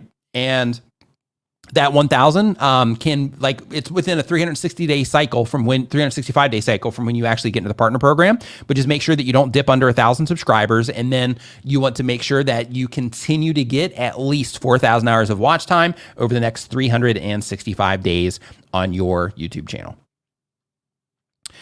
Let's see here as we go. Thanks, Professor Nez. Hope that you're doing awesome. Let's see here as we keep on looking here. Okay, so if you have a question, because I was going to go to the forum here, but if you have a question, go ahead and drop it. Make sure that you put a Q in front of the question. We got Roberto Blake in the house. What's up, dude? Says nobody should expect growth in a week, least of all a gaming channel. So okay, here we go. How to get more click-through rate. Okay, so to get more click-through rate, a higher click-through rate, one, you got to make sure that you are looking at the amount of impressions that you're getting versus just the click-through rate. You also have to be specific about the click-through rate. So you have your click-through rate as a whole, then you also have your click-through rate per traffic source. So when you look at your click-through rate per traffic source, it might paint a totally different picture than what you're seeing in your overall click-through rate. It can be positive or negative because, for example, you might see a really high click-through rate when you are averaging your click-through rate out, but then when you actually look in your traffic sources, you might find that the click-through rate coming from your channel page is really high because, the people that are already engaged in your channel are clicking on it. But the click-through rate coming from home pages or from suggested videos or from search might be really low compared to the amount of impressions that you're getting. So you want to make sure that you're being very specific about where it is that you're talking about with your click-through rate. But in terms of getting more, one, as long as you're getting some traffic on your videos, using Tubebuddy's A/B testing tool is very beneficial for you because then you start to learn over time what people click on based on, I have this thumbnail on the channel, I'm going to compare it to this thumbnail, and Tubebuddy's going to switch them back and forth, and then you're going to uncover which ones people respond to more. In addition to that, you're also going to find that if you go through your content now and you start looking per traffic source, like which ones are getting clicked on the most, that you're going to start uncovering patterns over time based on what it is that people are clicking on more or less. Other things you got to keep in mind when you're looking at that data is you got to keep in mind like the topic of the video, because topic does impact your click-through rate. You got to keep in mind other things, like for example, if you're doing a live stream and it's like a 4-hour live stream, then you'd also have to keep in mind, like I do, you'd also have to keep in mind that, well, part of the impact of this click-through rate here is probably because it's a 4-hour live stream or a 3-hour live stream. And that's a huge commitment. Therefore, there's going to be a lot of people that aren't going to click on it just because of the amount of time that they would need to commit to that particular piece of content. So, you got to keep things like that in mind as well. But basically just going through and figuring things out based on how people are responding to your content is one, but also you follow best practices. One, best practice wise, don't put everything in your video on your thumbnail. Just focus it on, this is what my title is, this is what my topic is, what would be a great thumbnail for this that would complement my thumbnail, or that would complement my title and the topic, what would be a good thumbnail for this, and how can I focus on one thing in the thumbnail? I'm not trying to show all kinds of different stuff. I'm trying to focus the viewer on something that would make them want to click on this. What is that? If you make review content, for example, if you're reviewing tech, then focusing on, an image of the actual thing that you're reviewing, where you're like, well, I'm not going to do it now, but basically where the, the thing that you're reviewing would be the thing that you're focusing on in the thumbnail instead of, having a really far, if you're reviewing the phone, right? Having your thumbnail to where it's mainly the phone instead of like you back here with the phone. So then even on a mobile device where the thumbnail might be small, then, they can clearly see that this video is about the phone, not some dude holding something in his hand, no idea what that thing is that he's holding in his hand, right? So that's one. Number two is that you need to decide over time if you should even use text in your thumbnails or not. For some channels, it's fine. Other channels, they actually get better click-through rate with no text. You also want to make sure that any text that you do add to your thumbnails is limited. Like you don't want to add tons of text to your thumbnails. Use as few words as you possibly can. And that those words need to be big, bold, and easy to read. Don't use fancy fonts, fancy letters. You want to just make everything as simple and easy to read as you possibly can. Let's see here. Next up on our list, Deborah says, I'm affiliated with Amazon. Is there a trick to getting others quickly? If you mean getting approved on the affiliate side quickly, if you just submit your application to places, then they'll get back to you, whatever their pace is for that. If you're already on Amazon, then that's cool for Amazon. But in terms of, applying to other places for affiliate promotion, in those places, then, they'll just get back to you at their convenience. Not necessarily ours, unfortunately. Let's see here. How to get traction, again, and how to come up with video ideas. Yeah, so video ideas, I encourage you to watch the beginning of this live stream because we talked about that a little bit more in depth. I actually showed some stuff as well on screen. So I definitely recommend coming back to that. And in terms of getting views or getting traction, the traction again, right? That's the key part of this one is you have again. So if you were getting traction before, but you're not now, there's a reason for that. And that reason could be, it could be your consistency. It could be that you've just had a string of just bad video topics that you put out that people didn't respond to. It could be that you had some videos that were doing great, and then those videos just kind of lost their own momentum in terms of people not clicking and responding to those as much based on the audience that YouTube is showing them to. So you might find that you were getting tons of suggested traffic also from like one video or like a few videos, and then maybe something happened to where those videos aren't performing as well anymore, and that ripples down to you. There's a lot of different reasons that a channel can slow down. But in terms of getting traction again on yours, go into your YouTube channel. YouTube shows you the videos that are bringing in all the traffic right now. Make something that would matter to those people. Think of, okay, this is the thumbnail that they clicked on. This is the title that they clicked on. This is what that thumbnail looked like. These are the things that I focused on in that thumbnail. This is how I structured this title, and try to do something that is similar or either similar or complementary to those videos that people were already interacting with. Best way to, and this one comes from Doug, but it's on behalf of Dreamcast Hub, says, what's the best way to integrate my YouTube channel to my website? So the best way to integrate your YouTube channel to your website is if you use WordPress, there are themes that can auto scrape your YouTube content and bring it over to your website. There's plugins for that as well if you are a WordPress person. If not, then you can go through the manual process of actually taking the embed code from the YouTube video. Every YouTube video has one as long as the creator has it enabled. But you just take the embed code and then you can just drop it directly into your website. Miss R USA Super Chat says, help me understand RPM and CPM. I have $45 CPM on my hiking video. Darn. Okay, so your CPM and your RPM. Your RPM is revenue per mil, and that basically means per 1,000 views. And that is everything that's going on in your YouTube channel. So for example, every super chat that comes in here impacts my RPM. And when it comes to the CPM, that's your cost per mil. And that's how much you're getting for every 1,000 monetized playbacks on your channel. So when you are looking at the differences in the two, the one is per video, like it's based on a video. The RPM is based on what you're generating as a whole on the YouTube channel.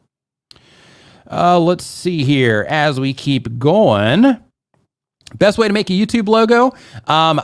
No, yours is not good. So you said, is mine good, for example? No. If you're doing this as your profile picture, don't even worry about text, because you can see on the screen right now that if you look at your profile picture, I can see a name in there, but all the stuff down in the bottom, I can't even see that. So just pick a good image. Now, you can go to placeit.net. They have some logos there. Some are paid, some are free, but you can use some of the stuff over there, or you can just open up Photoshop, do something there, or just take a photo. Right? Use your phone, take a photo, drop it into Lightroom, which is free.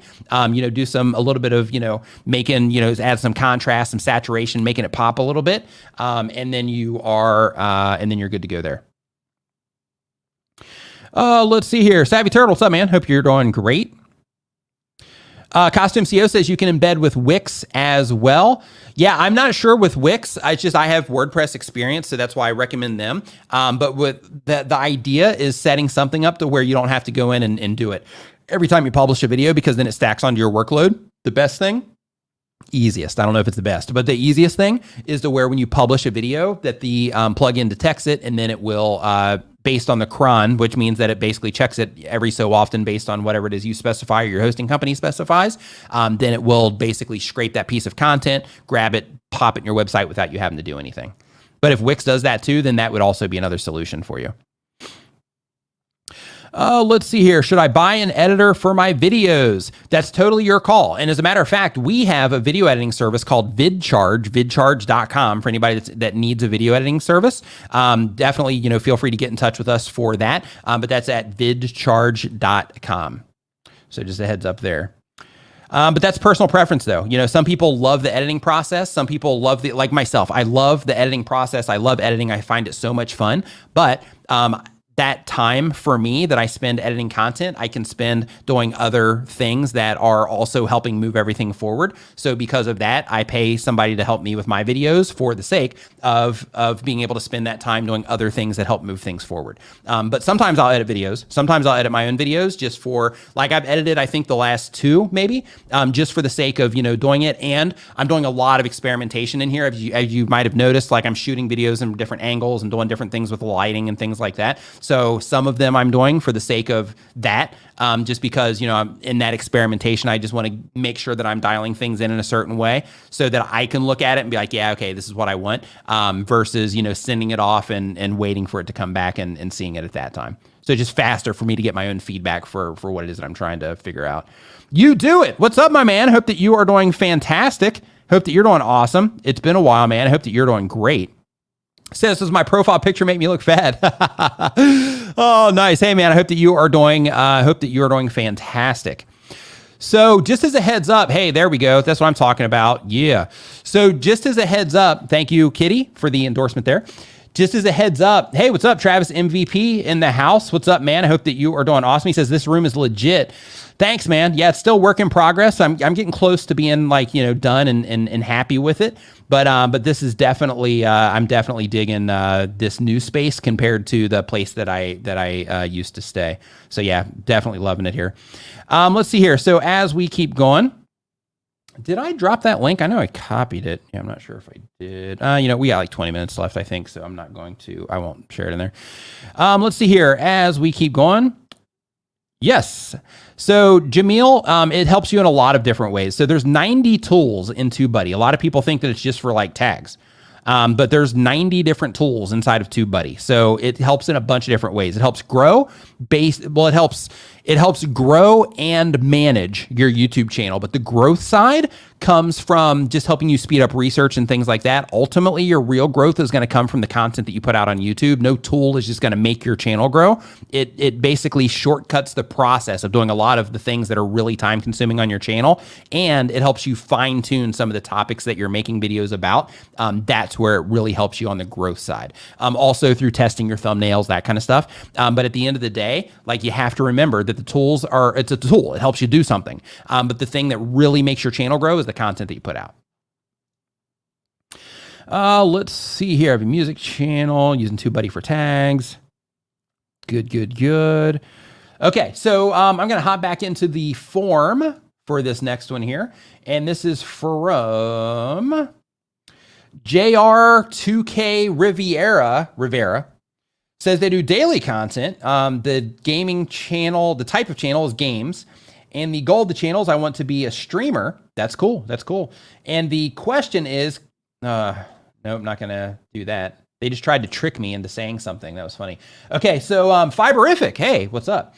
Says that it's yarn craft. The goal is to teach people how fun yarn is in the ways that you can use it. The question, will sending OBS through StreamYard put more strain on my hardware than OBS to YouTube? That's a great question, and I have no idea. So I would think that since you're using OBS and you're using virtual cam with OBS, that using virtual cam by itself would add, I would assume, just a little bit to it. And then from there, it just becomes a webcam because it's virtual webcam. And that's what plugs into StreamYard. So because of that, StreamYard itself shouldn't have any issues, with the exception of if you don't normally have a browser open, but you would have a browser open because of StreamYard, then in that case, having a browser open by itself, of course, adds a little bit to the system also. So I could see that it would be something minor maybe, but nothing major. But the best thing that I would do would be to experiment and just, give it a shot, look at your computer usage and see what's going on there. Let's see here. As we keep on going through the list. Oh, hey, by the way, here, hold on really quick. She was supposed to bring it up here. So I have something funny for those of you that have known me for a while. Hold on really quick. Not funny, but just something like super cute that I want to show as long as I can get it. Oh. Nope. As long as I can get it up here in time, we'll see. Okay, so let's see here. Next up on our list, we've got experimenting is also great for creativity, without question. Without question. Experimentation is great for creativity. It really helps kind of push the limits, right? Not push the limits, but it helps you find them, and it helps you push them, and it helps you also just kind of break out of the, like same. When you experiment, it's like, all right, sweet. Let's see here. It says, why do you prefer StreamYard over vMix? For me personally, it's easy. Like, we used to, when my brother was here, because he's trapped in Mexico right now, because of, everything that's going on in the world at the moment. And it's just hard to get back into Thailand. But for me personally, with the software solutions, like, they're great. I have nothing against vMix or OBS or Streamlabs or any of that. They're all awesome. But for me, with, here we go. This is my surprise. Hey, say hi. So this is Popcorn. Popcorn is our new addition here to, yep. There we go. Yeah. Yeah, so Popcorn is our new addition to our place. And this is my girlfriend, by the way. But yeah, so Popcorn is our new addition. So I just wanted to introduce him to you guys. So it's a little Chihuahua. So he's almost 3 months old, we believe. But yeah, this is our on the 19th he will be 3 months old. Yeah. So just wanted to introduce him. So hey. Yeah. Say hello. There you go. Thank you. So yeah, so that's our little buddy now. But yeah, Popcorn is his name. So let's see here. So as we keep going, oh yeah, so StreamYard over vMix. So with StreamYard, it's just like I don't run into any software problems, any issues like that. Plus, it's just really easy on the computer. Because as you can see, like from this shot, like I've got a lot of stuff going on here and a lot of hardware connected and all that. So just keeping it easy on the computer is another thing. So like it's cool, like with like OBS and Streamlabs and vMix and all of them, like they're great, and you can do a lot of really cool things with the scenes and all of that. But with this, it's easy, and all the heavy lifting is done in the cloud, so to speak. So it's just really easy on the computer. So like for example, this TV that's going on back here, like this is also being powered from this machine. All of this that's going on is being powered from here, and it just keeps everything moving without big heavy weight on the computer. So let's see here. So you guys are liking Popcorn. Yeah, it's good. So Popcorn does not have a YouTube channel, and he probably won't have a YouTube channel either. Yeah, glad that you guys like popcorn. Yeah, I was like, yeah, you know what? I told her, I was like, yeah, we need to bring popcorn up here and let me introduce popcorn to everybody. Jennifer says I became all soft there. Oh, that's funny. Yeah, I'm actually really, really soft. So that just came through is all that it is. So let's see here. So popcorn, you're the highlight. Yep. Yeah, so I'm just reading popcorn comments here, like as I'm looking through these really quick. Let's see here. Yeah, and another thing. Yeah, thanks for that, John. So I got distracted with popcorn, but yeah, with StreamYard, it's also great in terms of just being able to bring in guests. So I can literally just click a button. It's 1, 2, 3 if I close that window, and then either opening up an email or a Facebook group or wherever it is that you send the join link, you just send that join link and then people can come in real easy as well. Which I know guests are also easy with vMix also, but here just keeping everything here makes it really easy for me. Let's see here.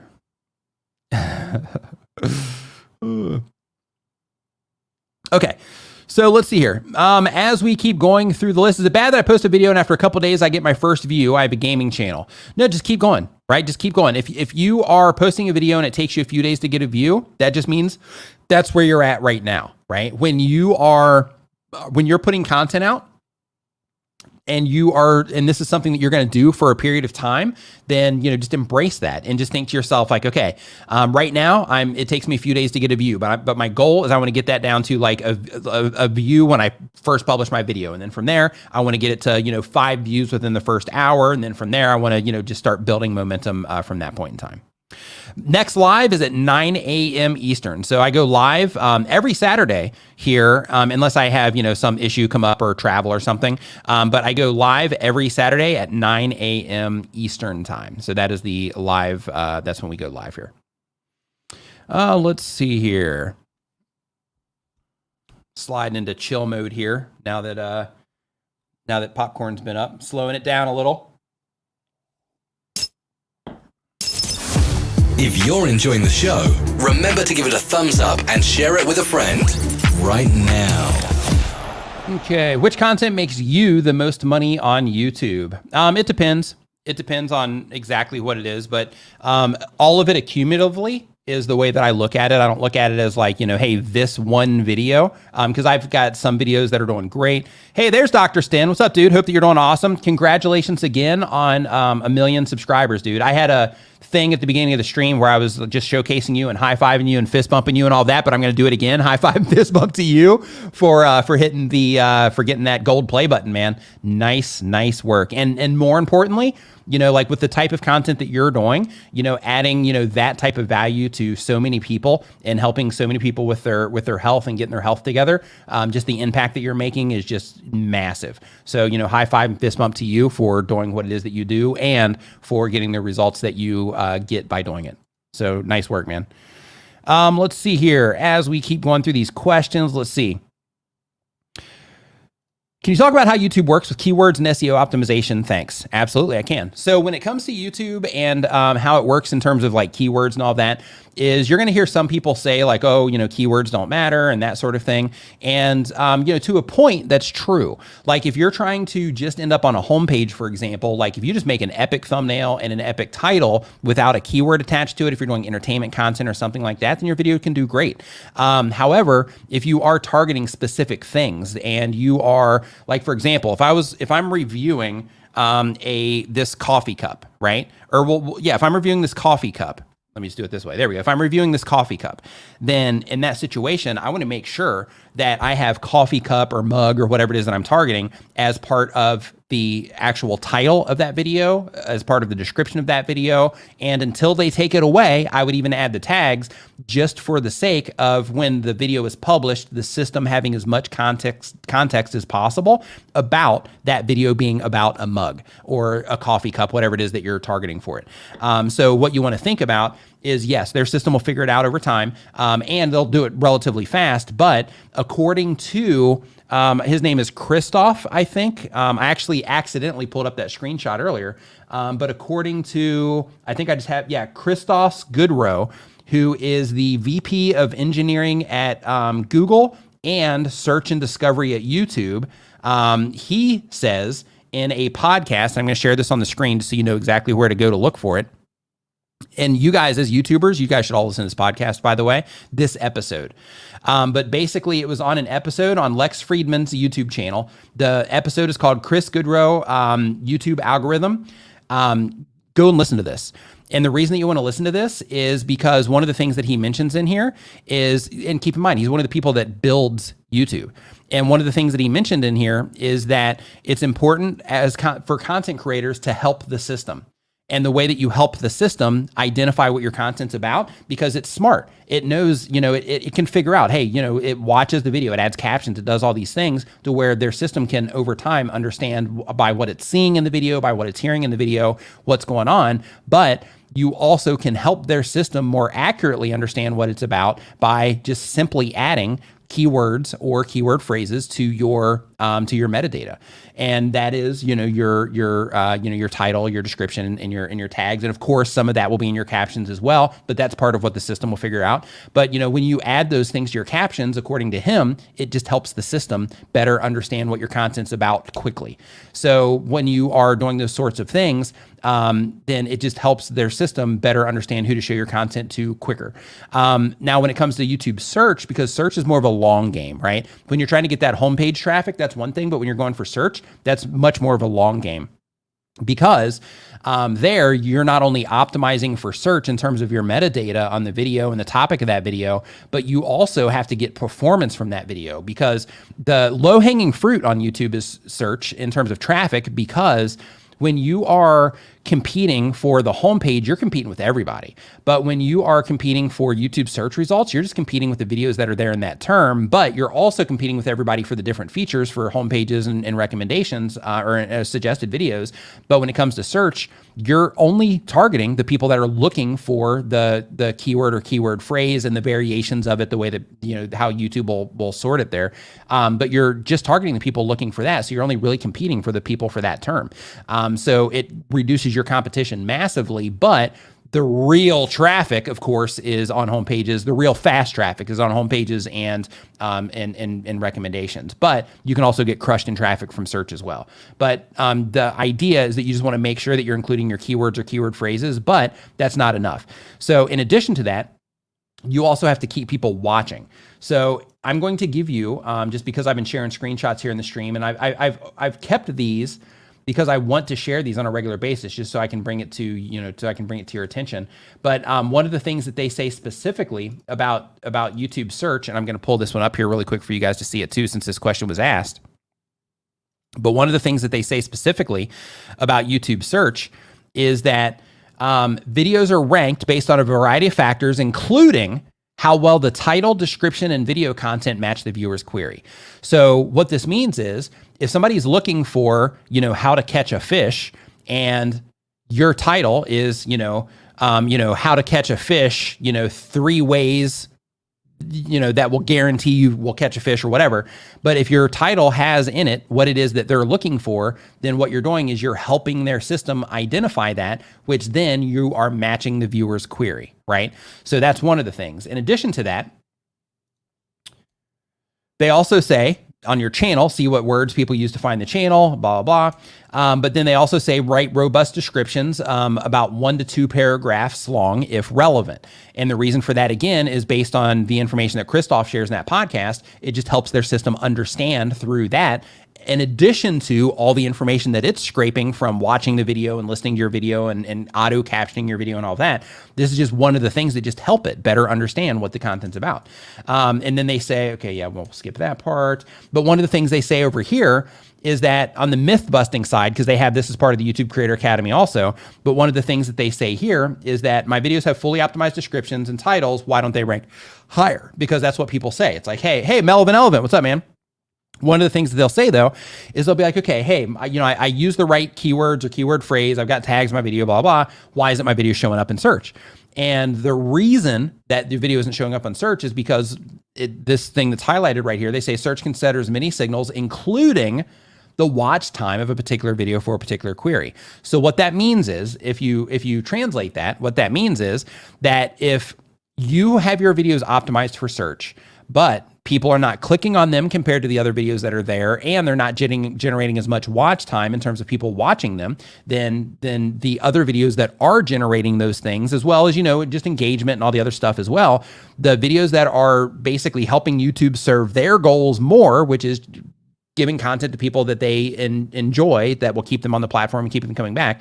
If you are helping them serve that by making content that people respond to in search, then your videos will end up in search and they'll end up ranking, relatively high in search, maybe at the top. However, if people don't respond to your content well in search and you can't get them to watch that video for a fair amount of time or find the thing within your video that lands on that promise for that search result, then in that situation, you can't expect to show up in search when other people are getting clicked on more and they're serving that audience better. So because of that, in addition to optimizing for search with the keywords and all that, you also have to make sure that people, the people that are interacting with YouTube, the users of YouTube, you have to make sure that they are also responding positively as well by writing a compelling title, not just optimizing it for search, because you do that too, but you also need to make it compelling, and you also need to have a compelling thumbnail as well, and you have to deliver on the content itself. Paint and sound. So just as a heads up, I do have a podcast. You can find that at, if you look for Comments Over Coffee on your favorite podcasting platform, you can find that. There's also a link to it in the video description, or you can go to commentsovercoffee.com/listen, and then that will pop that up with options that you can click on to load it into whatever app it is that you prefer to listen to your podcasts on. Let's see here, but thanks for the kind words on the voice. I appreciate it. Let me take that banner down here really quick. Boom. Okay. So let's see here. Is it good or bad to spend some money to promote your videos and get views and subscribers at the beginning? So typically, if you know how to get an organic response in terms of you've been publishing videos to YouTube and you have proven through your content that you're publishing that you can get people to organically respond on the platform, then in that case, if you want to throw some money at it, feel free. But if you have not gotten through that part yet, then you can't shortcut YouTube and by just throwing money at it. And the reason for that is because you might be able to get views, or you will be able to get views and subscribers by spending ad money, but you still, as soon as you turn that ad money off, you default back to having to get people to click organically. So let's say, and I've worked with a channel that did this. Let's say that you spend a bunch of money and you grow your channel to 10,000 subscribers. And, through all the different videos that you've ran ads on, you've gotten, a decent amount of views on those videos because you've been spending money for it. Well, as soon as you turn that ad spend off, because you skipped the part of learning how to get people to respond, then all of those people that subscribe to your channel, all those people that had interacted with your content, if you still can't get them to click, then you just wasted a bunch of money for numbers that don't matter, right? At the end of the day, it's better to grow slower by getting the right people to click on what it is that you're doing based on who it is that you're targeting with your content. To get the right people to click on what it is that you're doing and enjoy your content, it's better to grow slower that way than it is to grow faster with not the right people clicking and enjoying your content just for the sake of, getting those numbers. So long term, work on getting the organic response versus just throwing money at it. But if you can get an organic response and you are, already getting things moving, then of course, you can throw money at it. And for those of you that don't know, you can also spend, like Google has, for some regions and all that, you can sign up for a Google Ads account, and in some cases you can actually get like $25 towards it, or $100 towards it, or $150 towards it, to where you can actually do some of that for free as well for experimentation. But you can also break things, because if you're not targeting the right people or you don't run your ads correctly, you can actually get your ads in front of the wrong people, because you're thinking views and subscribers instead of thinking the right audience. So because of that, you can also get your ads in front of the wrong people, which can then cause YouTube to show your content to the wrong people when you do publish organically as well, which can then also work against you. So if you're going to use ads, you have to be very strategic about your ads. Me, I focus on YouTube growth. I've always focused on organic YouTube growth, just because if you can learn how to grow organically, you're always going to get views, right? You're always going to get views if you can learn how to grow organically. Sometimes they'll be up, sometimes they'll be down, but you're always going to get them.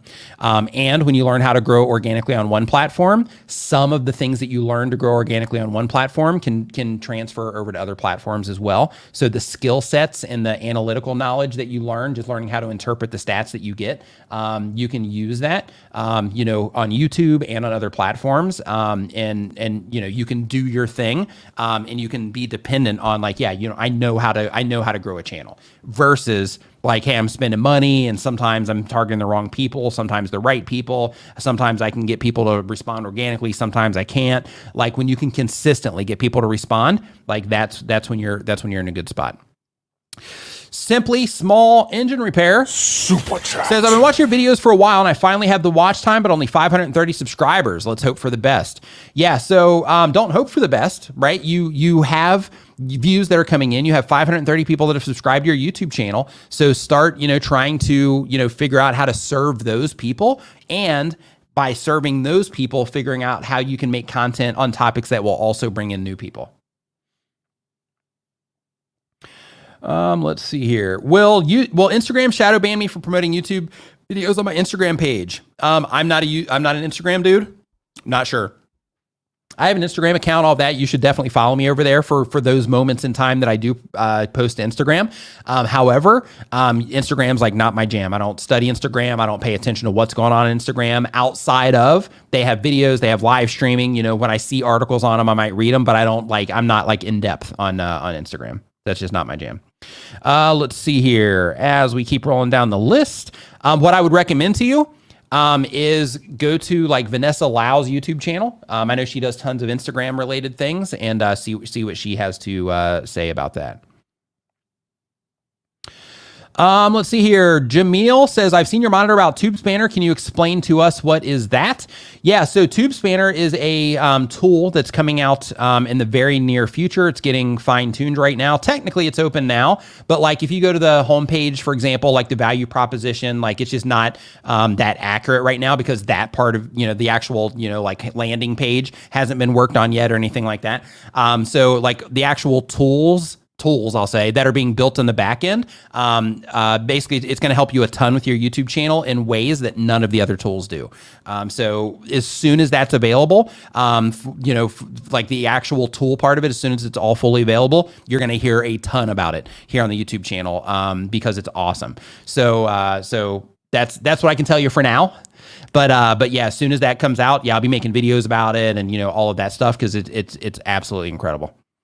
Let's see here. Next up, we got Simply Small Engine Repair. Super Chat says, no one in my niche has 1 million subscribers. The highest is 400K, but I like doing this. Some people think that I should quit, but is it wrong to keep going? Not at all. If you enjoy what it is that you do, it doesn't matter how fast your channel grows. As long as you have some people interacting with your content, that's perfectly fine. If you're making something and you're putting it up on YouTube and you're like, hey, I have to get 1 million subscribers, you don't have to get 1 million subscribers on a YouTube channel. You don't have to get 100,000 subscribers on a YouTube channel. You might find that, hey, if I can get 100 subscribers a month and I can publish my content and I can have, some people interacting, let's say I have 10 people or 100 people watching the video, that might be fine, because if you're doing small engine repair, you're helping people out. So by sharing the knowledge, if your channel is about repairing small engines, you're helping people get better at or understand how to repair, basically how to fix problems. So you're adding tons of value to people. So anybody that does interact with your content, you are adding value to them. So you can rest on that. And as your channel grows, it grows, and you can focus on, making the decisions that will help it grow faster, or you can just focus on, adding value to people based on sharing the knowledge that you have, and let your channel just kind of grow as it grows. So if your goal is to grow 1 million subscriber channel, I guarantee you can I won't guarantee it, but you could probably do it with small engine repair, but you would have to get really creative, and your content would just have to be awesome in order to do it. And by awesome, I mean it would have to be entertaining while being educational, and entertaining at a very high level while being educational. You'd probably have to mix in some pop culture and things like that with it as well. But I mean, if you have a 400,000 subscriber channel, you could get 1 million subscribers, or somebody in your space could get 1 million subscribers on that type of channel if somebody's already got 400,000. Might take a while, but yeah, you could do it. But no, I don't think that it's wrong to. I don't think that it's wrong to keep going in any capacity. Let's see here. Add value. Yep, absolutely. Wordsman 9 Studios says, Superchat. hey Nick, hey, what's up? Swordsman 9 Studios says, I've been watching your videos for a while now. I've been trying to promote my webcomic to get support for it. How can I get more views to people interested? So if you have a webcomic, I would make content about webcomics and then use your content about other people's webcomics to promote your webcomics as well. So like if you do webcomics, then of course you could make your own, and of course mixing it in with, you know, like the pop culture references that I just mentioned to the small engine repair. If you could mix it in with that kind of stuff to where, let's say something is happening in pop culture, let's say, you know, there's movies coming out, something like that, to where you can say, okay, this is, you know, something that has a really high interest. So if I make a webcomic, you know, that has something to do with that, then I can share it in places like Reddit, for example, and the likelihood of people, you know, coming in from that type of content based on mass interest is going to be relatively high. So because of that, I'm going to share my content there and then possibly get some views out of that. So you can do that sort of thing. Or you can say, hey, you know, other people are on webcomics. So if I have an entire channel where I'm talking about just webcomics in general, then I can also use that to bring attention to what it is that I'm doing. Let's see here. Simply Small Engine Repair. Welcome to the Niminati. Welcome to the Niminati. So that Travis MVP guy that was in here earlier, MCP to everybody else, MVP here. It's actually his voice that you hear there. Same there, and Superchat. that one too.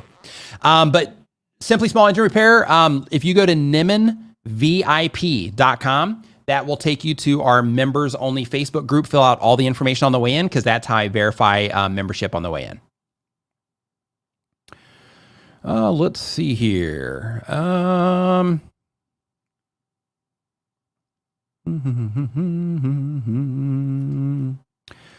Is it possible to grow an audience when your content is not the most popular? Sure. It'll just be a little bit slower. And just because something's not popular at scale does not mean that it's not popular for a certain group of people. You know, that's where the idea of niching down comes in is, you know, like if you can take hey, what's up, Dustin? If you can take content and you can, if you can focus on a certain group of people, then that certain group of people is like your people, right? Like that's the audience that you're making content for. It can be, you know, large or small, but that's the people you're making content for. You don't have to be making content about the most popular things in order to grow a YouTube channel. You know, it's funny, like with my type of content, people are like, you know, oh, hey, you know, it's got to be easy growing a YouTube help channel. And the funny thing is like, if you look at the Creator Insiders YouTube channel, like their entire channel is like a YouTube help channel, but they're literally they're literally inside of every YouTuber's dashboard, and they still grow, you know, relatively slow, considering that they are in the creator studio of every YouTube channel that is on YouTube. So, you know, in terms of, you know, things being popular or not popular, things like that, like I've managed to grow my channel. Like a lot of people do want to be YouTubers, but a lot of YouTubers don't even know this type of content exists. But my thing is like, hey, I'm serving like YouTube content creators. It hasn't always been that way, but you know, now it is. And this is the thing. But like, you don't have to have, you know, a large audience. You just have to have a good audience. Let's see here. Yeah, so Dustin is driving, says that, you know, like his audience is Uber and Lyft. And I see they have a check mark. I didn't look at the channel, but I see they have a check mark. So I'm guessing that they've got 100,000 subscribers doing Uber and Lyft content. If you had to pick one other person to watch, learn, if you had to pick one other person to watch to learn how to grow and do YouTube, who would it be? Try not someone you know really, really well. So here's the thing. So instead of picking one person, I would say that you should explore all of the people that make content like this. And the reason is not because I'm trying to avoid the question, because I'm not. If I was going to pick one, I would actually say like the Creator Insiders channel, because they give you updates directly from YouTube and all of that. So that would be like a supplemental thing to where you're getting like their stuff of like the different features they're working on and the different questions they answer. And then you also have this. But one thing that I would do is I would say, okay, I'm going to listen to a bunch of YouTube help channels. The reason for that is some of them are going to resonate with you better than others. So because of that, you're going to be able to fine tune the channels that you listen to based on who you resonate with. But one thing that I would do is I would make sure that who you're listening to should be talking about what it is that they're talking about, because there's tons of YouTube help channels that are popping up right now because they think it's easy content, to grow a channel on. And because of that, they're growing their channel based on regurgitating information that they hear from other people, and instead of actually knowing the subject matter intimately. So because of that, I would just make sure that whoever it is that you're listening to, that they actually know what it is that they're talking about. And you can see if they know what it is that they're talking about by either all of the, stuff that they have, in terms of like the awards in their background and just their general reputation of, who they've worked with, things like that. But also in addition to that, you'll be able to see on their YouTube channels, like what's happening on their channels, right? What kind of results are they getting on their YouTube channels? So I can tell you this, that there are a lot of, like I mentioned before, a lot of people that are making content like this that don't really know what's going on. And some of those people, you'll see them hanging out in my live streams because they're here trying to siphon traffic and things like that. And the funny thing is like some of those channels that are making content, like I shared, if you follow me on Twitter, like if you don't follow me on Twitter, you need to be following me on Twitter, because like over there, I'll share stuff. Like I might even still have the screenshot in here, but there was a YouTube help channel, because I always look and this is one thing that kind of just gives me some insight on like things they know versus things they don't. But I'm going to see if I can find it here really quick, because it should be within a few screenshots. But basically I shared a screenshot of a YouTube help channel that was tag stuffing their videos. And the funny thing about tag stuffing their videos is it shows that they don't really know what they're doing. Because when you tag stuff your videos, you're literally working, like you're putting your YouTube channel at risk, because you are going against the YouTube community guidelines of misleading metadata. And when you're going against that and you're doing that yourself, it tells you, for somebody with experienced eyes, it tells a person with experienced eyes that person has no idea what it is that they're doing. And therefore, they are violating the most basic things, which are the YouTube community guidelines. So, because of that, I can't find the screenshot. But basically, you just want to be really careful with who it is that you listen to, because some people just regurgitate, some people actually know. But I can tell you, I'll give you a quick short list of people. So Daryl Eves, video influencers, video creators, Brian G. Johnson, Roberto Blake, Little Monster Media Company. Let's see here. So I'm going to feel bad if I miss here. Hold on really quick. Evan Carmichael, he shares some YouTube related information. That's not his main thing, but he shares some YouTube related information. He's really, really good at YouTube as well. Here, 1 second. Let's see here. Primal Video, Justin Brown. So Primal Video, they make content on like gear and YouTube help. So they just crush. So you definitely should be paying attention to them, like when it comes to gear and stuff like that. Daniel Batal, also very, very knowledgeable when it comes to YouTube. I've actually got, if you go here, I'm just going to paste this right here in the chat. Here on my channels list, like these are some trusted channels that you can go to for information about YouTube.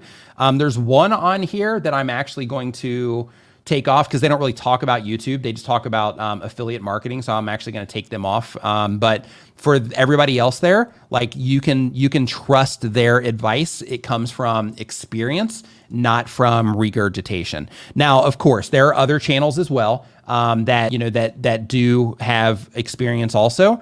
But one thing that I have that I've noticed with some of them, just based on how they communicate, is they are sharing information. Oh yeah, and Sunny, thank you. Sunny is also, she's not in my list, but Sunny is also one.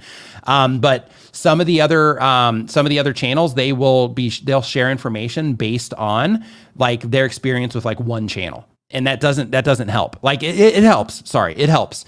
But in terms of basing your biasing the information that you share around one channel can be very limiting, just because all the information that you're sharing is just about like one, like, hey, this worked for this one channel. And when you take that approach, you can't really apply the thing that worked for one channel to a bunch of channels, right? So let me back up a second. So I'm not saying that there are not other smart people. I'm not saying that there's not people out there that know what it is that they're doing, that maybe their channels aren't growing yet, things like that. What I'm saying is just to be mindful about who it is that you are getting this advice from, because some people that you're getting advice from, you might know just as much about YouTube or more than they do. Others, they are just starting their channels, or maybe just based on how they put their content together or the specific topics they focus on, maybe they're not getting, the rapid growth, but they might be, steadily creating a really strong core channel. Like, for example, if you go over to Little Monster Media Co., if you look at the view counts on their videos, it might seem like, they should be getting more views on their videos, but the things that they talk about and the way that they write their titles and things like that, they're not necessarily trying to have mass appeal. With me, when you look at the numbers on my channel, I try to have mass appeal. So because of that, the topics that I choose to talk about are made for mass appeal, not necessarily targeting a very specific niche problem, which channels like Little Monster Media Company, do. So, because of that, like, just make sure that, all I'm saying, without just continuing to put my foot in my mouth, all I'm saying is just to, just be mindful, right? And of course, D. Yeah, I mean, D kind of comes as like a default, I think. But yeah, D Nimmin is my brother, just for those of you that don't know. But yeah, he comes as a default, of course. But, I'm just saying, without continuing to put my foot in my mouth, just to, just be mindful. Let's see here. Yeah, tag stuffing. Yes. So tag stuffing is, and I can find you an example. Give me 1 second here. Just give me one more second to find it, and I'll show you this really quick.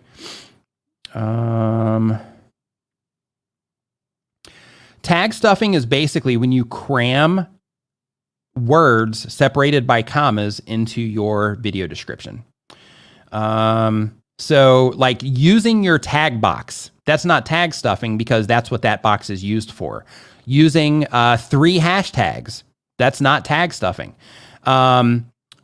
When you are, hold on really quick, and I've got multiple versions of this too, because sometimes people will hit me up on like Twitter and stuff, and they'll ask me a question, and I'll be like, hey, I'll look at their channel, whatever.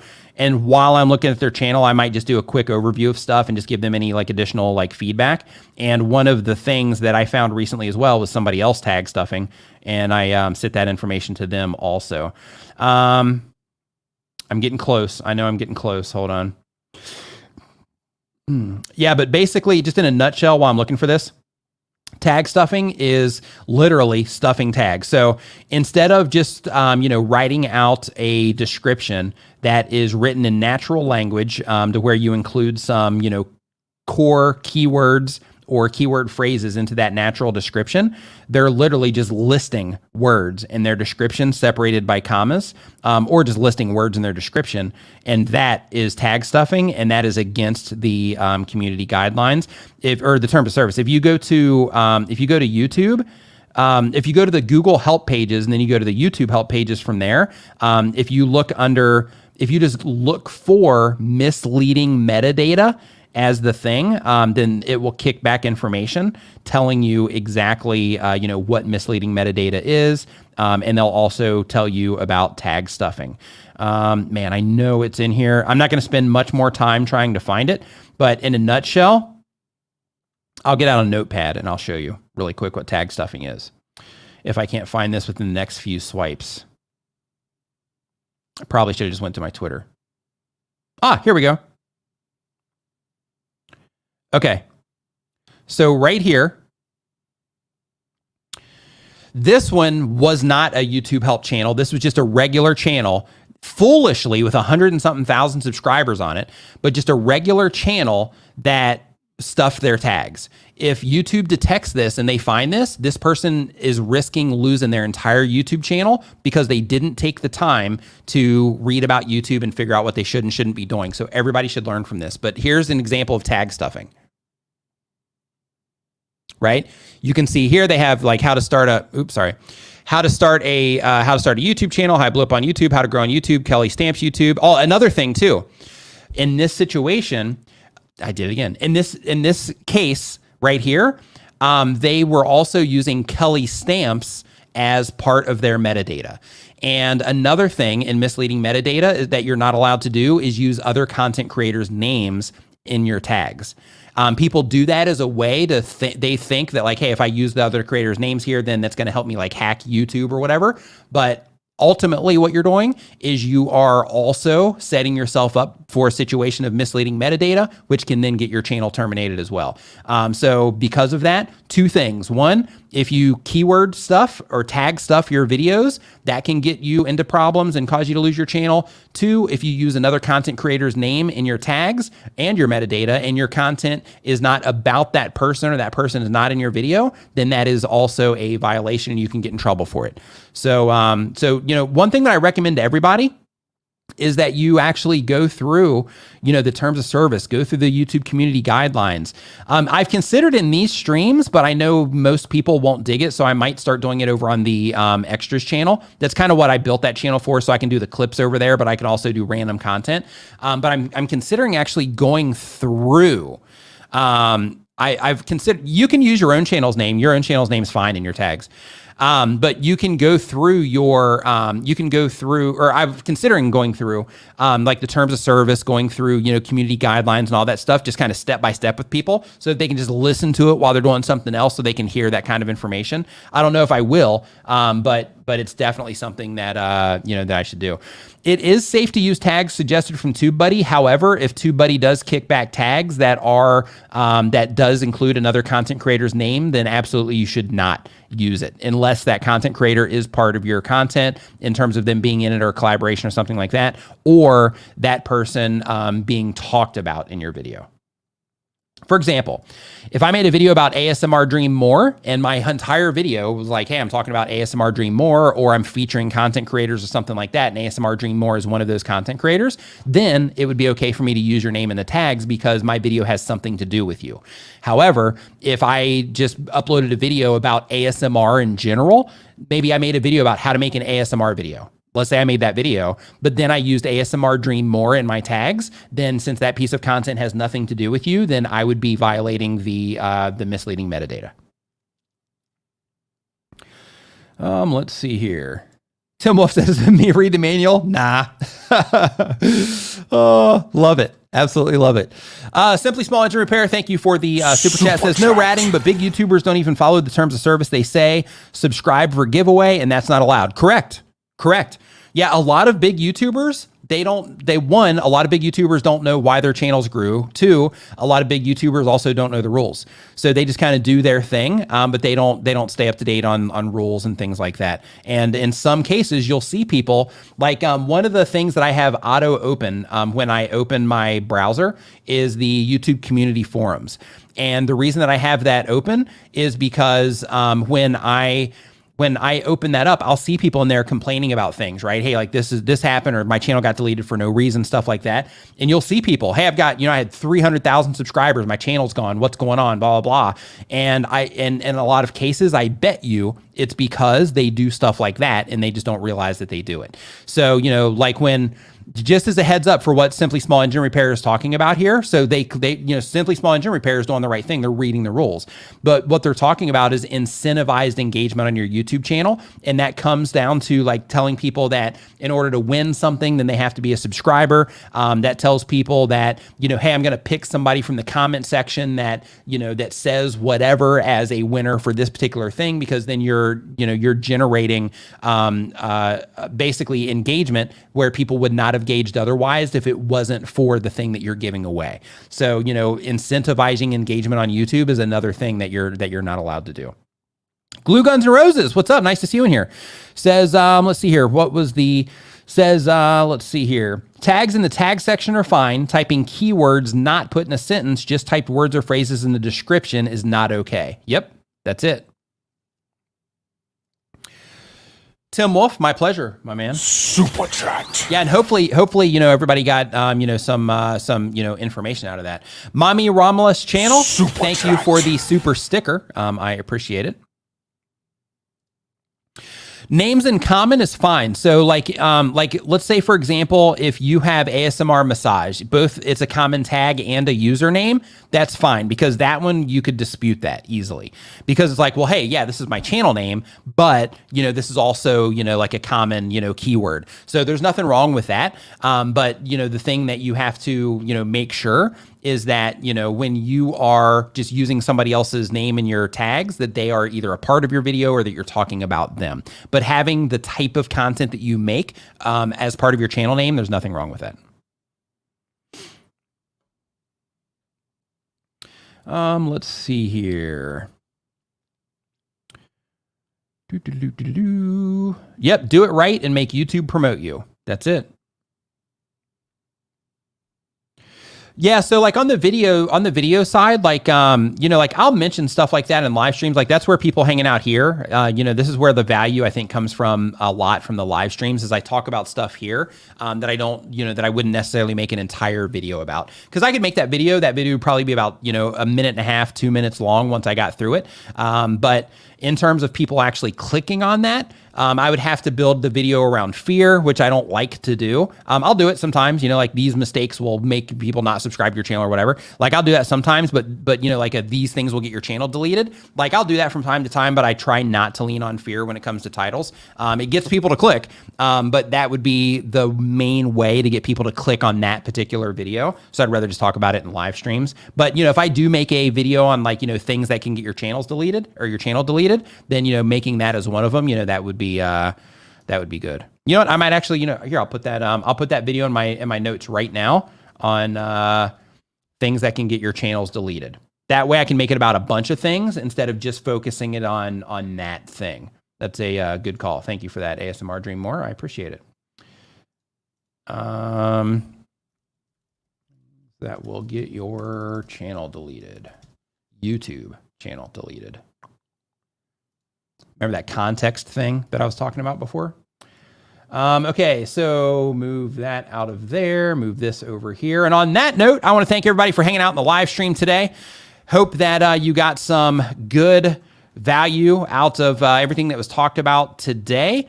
Let's see here really quick. So Johnny Calbo says, how do I get subscribers that are not content creators? So if you're not targeting content creators, then what you want to do is you need to make content that is not for content creators. So if it's only content creators interacting with your content, then you're probably interacting in like YouTuber groups where people are doing like sub for sub or watch for watch and things like that, which is also against the terms of service or the guidelines, by the way. And those things can also get your channel deleted. But if you are getting subscribers that are not content creators, the way that you do that is by not making content for content creators and not interacting in those types of groups, by the way. But yeah, so on that note, everybody have an awesome rest of your week. Here's the thing. During this live stream, and I say this at the end of every live stream, and I think that it's important to say because, there's a lot of information that's shared in this live stream. And I know, especially if you're new, that a lot of it can be kind of overwhelming because it's like, oh, great, I got to do all this stuff. But one thing that I encourage you to do is take something out of the live stream today. Like if you're like, hey, that particular thing is something that, made sense. I need to work on that on my channel. Or, hey, I don't even know what an audience retention report is. Like take something from the live stream today, 1 or 2 things, and spend the next week working on those things. And then by that time, you'll have a better understanding of your audience retention reports, if that's the thing as an example, or setting your channel up right, or, any of the things that we talked about today. So focus on a thing or 2 between now and this time next week. And then I will see you next week. Thank you, moderators, for holding it down. I appreciate it. And everybody else. Oh, is Daryl live right now?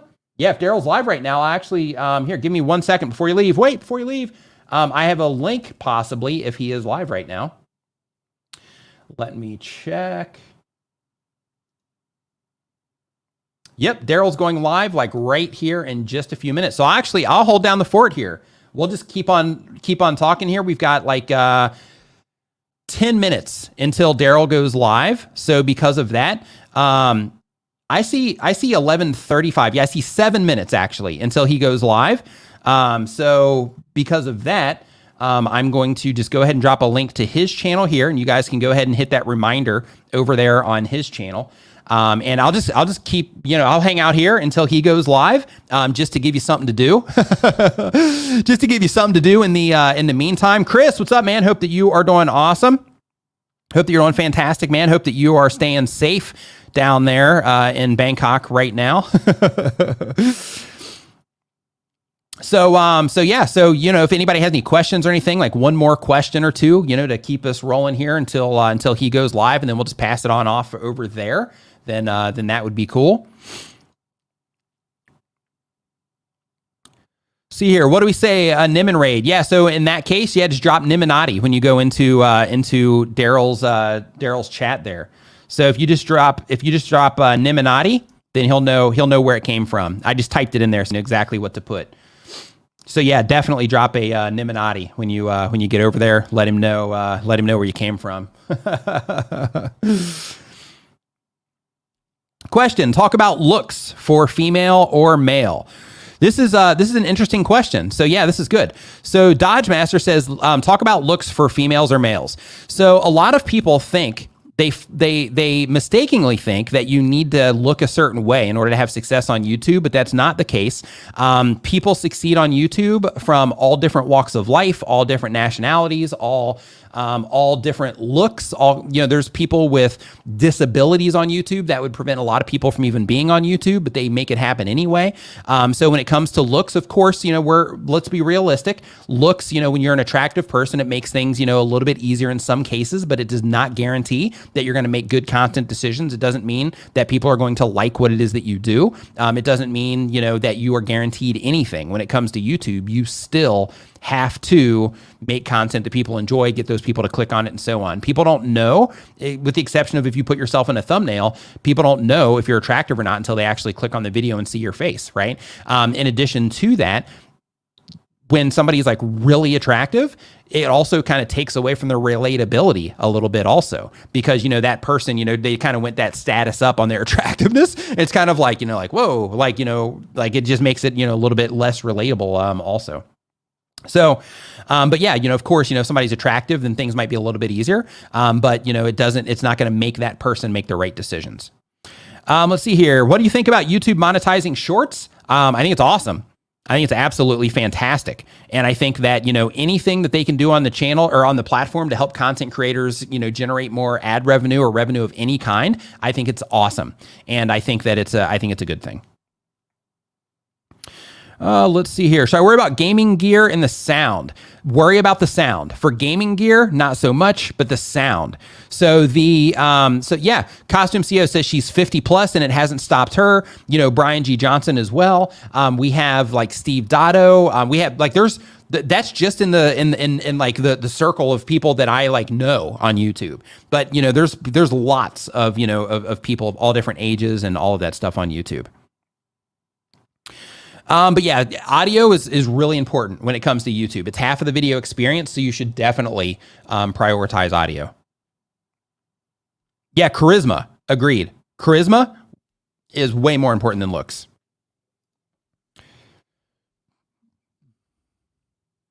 Let's see here. Did I just hear you say we can't do giveaway on our channels? No, you can do giveaways on your channel, but you just can't put the giveaways around incentivizing people to take actions on your channel. So for example, if you are doing a giveaway for the sake of the giveaway, because you're just giving something away, that's one thing. But if you say, hey, in order to win this, you have to be a subscriber, right there, you just cross the line because you are incentivizing that person to take that action to where they might not have subscribed if it was not for your giveaway. Let's see here. What should be the ideal length of a video if you're just getting started? So some things to think about when you're just getting started is make your videos as long as they need to be. So if you can get away with everything that you need to do in your video to make it 5 minutes, do it 5 minutes. If it takes you 10 minutes or if it takes you an hour, it's fine as long as you are condensing it to the things that are needed for the video. So you're going to find on your channel, depending on the type of content that you put out, like you have relaxing and ambient music. So because of that, since you're doing, meditation content, you're doing mindfulness content, which I'm actually going to check out your channel, by the way. But if you're doing mindfulness content, and you're doing music, then in that case, I would do, 10-minute meditation is extremely popular due to apps like Headspace and things like that. So I would definitely make some 10-minute music so they can use it as a timer, right? This is where knowing your audience comes in. I meditate, so I'm one of your ideal viewers.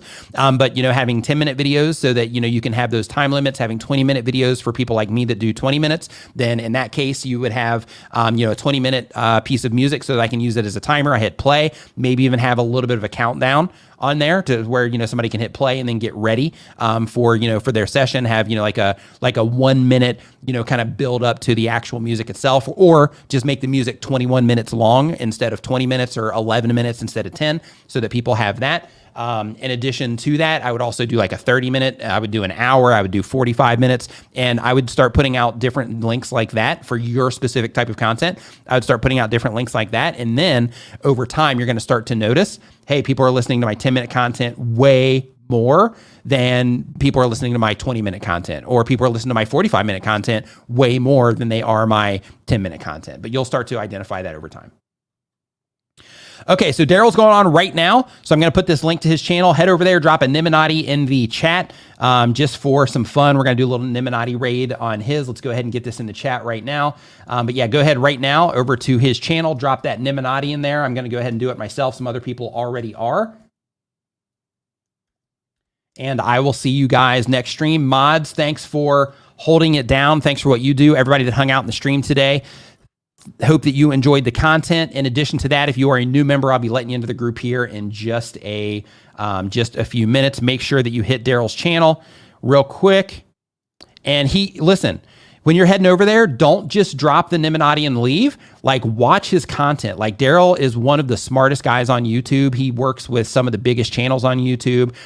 He is like, if you are going to be consuming YouTube information, he's one of the guys that you need to be listening to because he's like way like ahead of the curve when it comes to YouTube. So while you're there, like, listen to his stream. Like, everything that he's getting ready to talk about, it comes from experience. He is super experienced and knowledgeable about what it is that he's doing. I wouldn't be where I am if it wasn't for him. So like, he is really good at what it is that he does. So, make sure that you go hang out over there, listen to his stream and listen to what it is that he has to say. Ask your questions over there. If you've asked me questions, ask his opinion on it too, so that you can get, feedback from everybody. So go ahead and head over there. I will see you guys over there, and I will see you next time.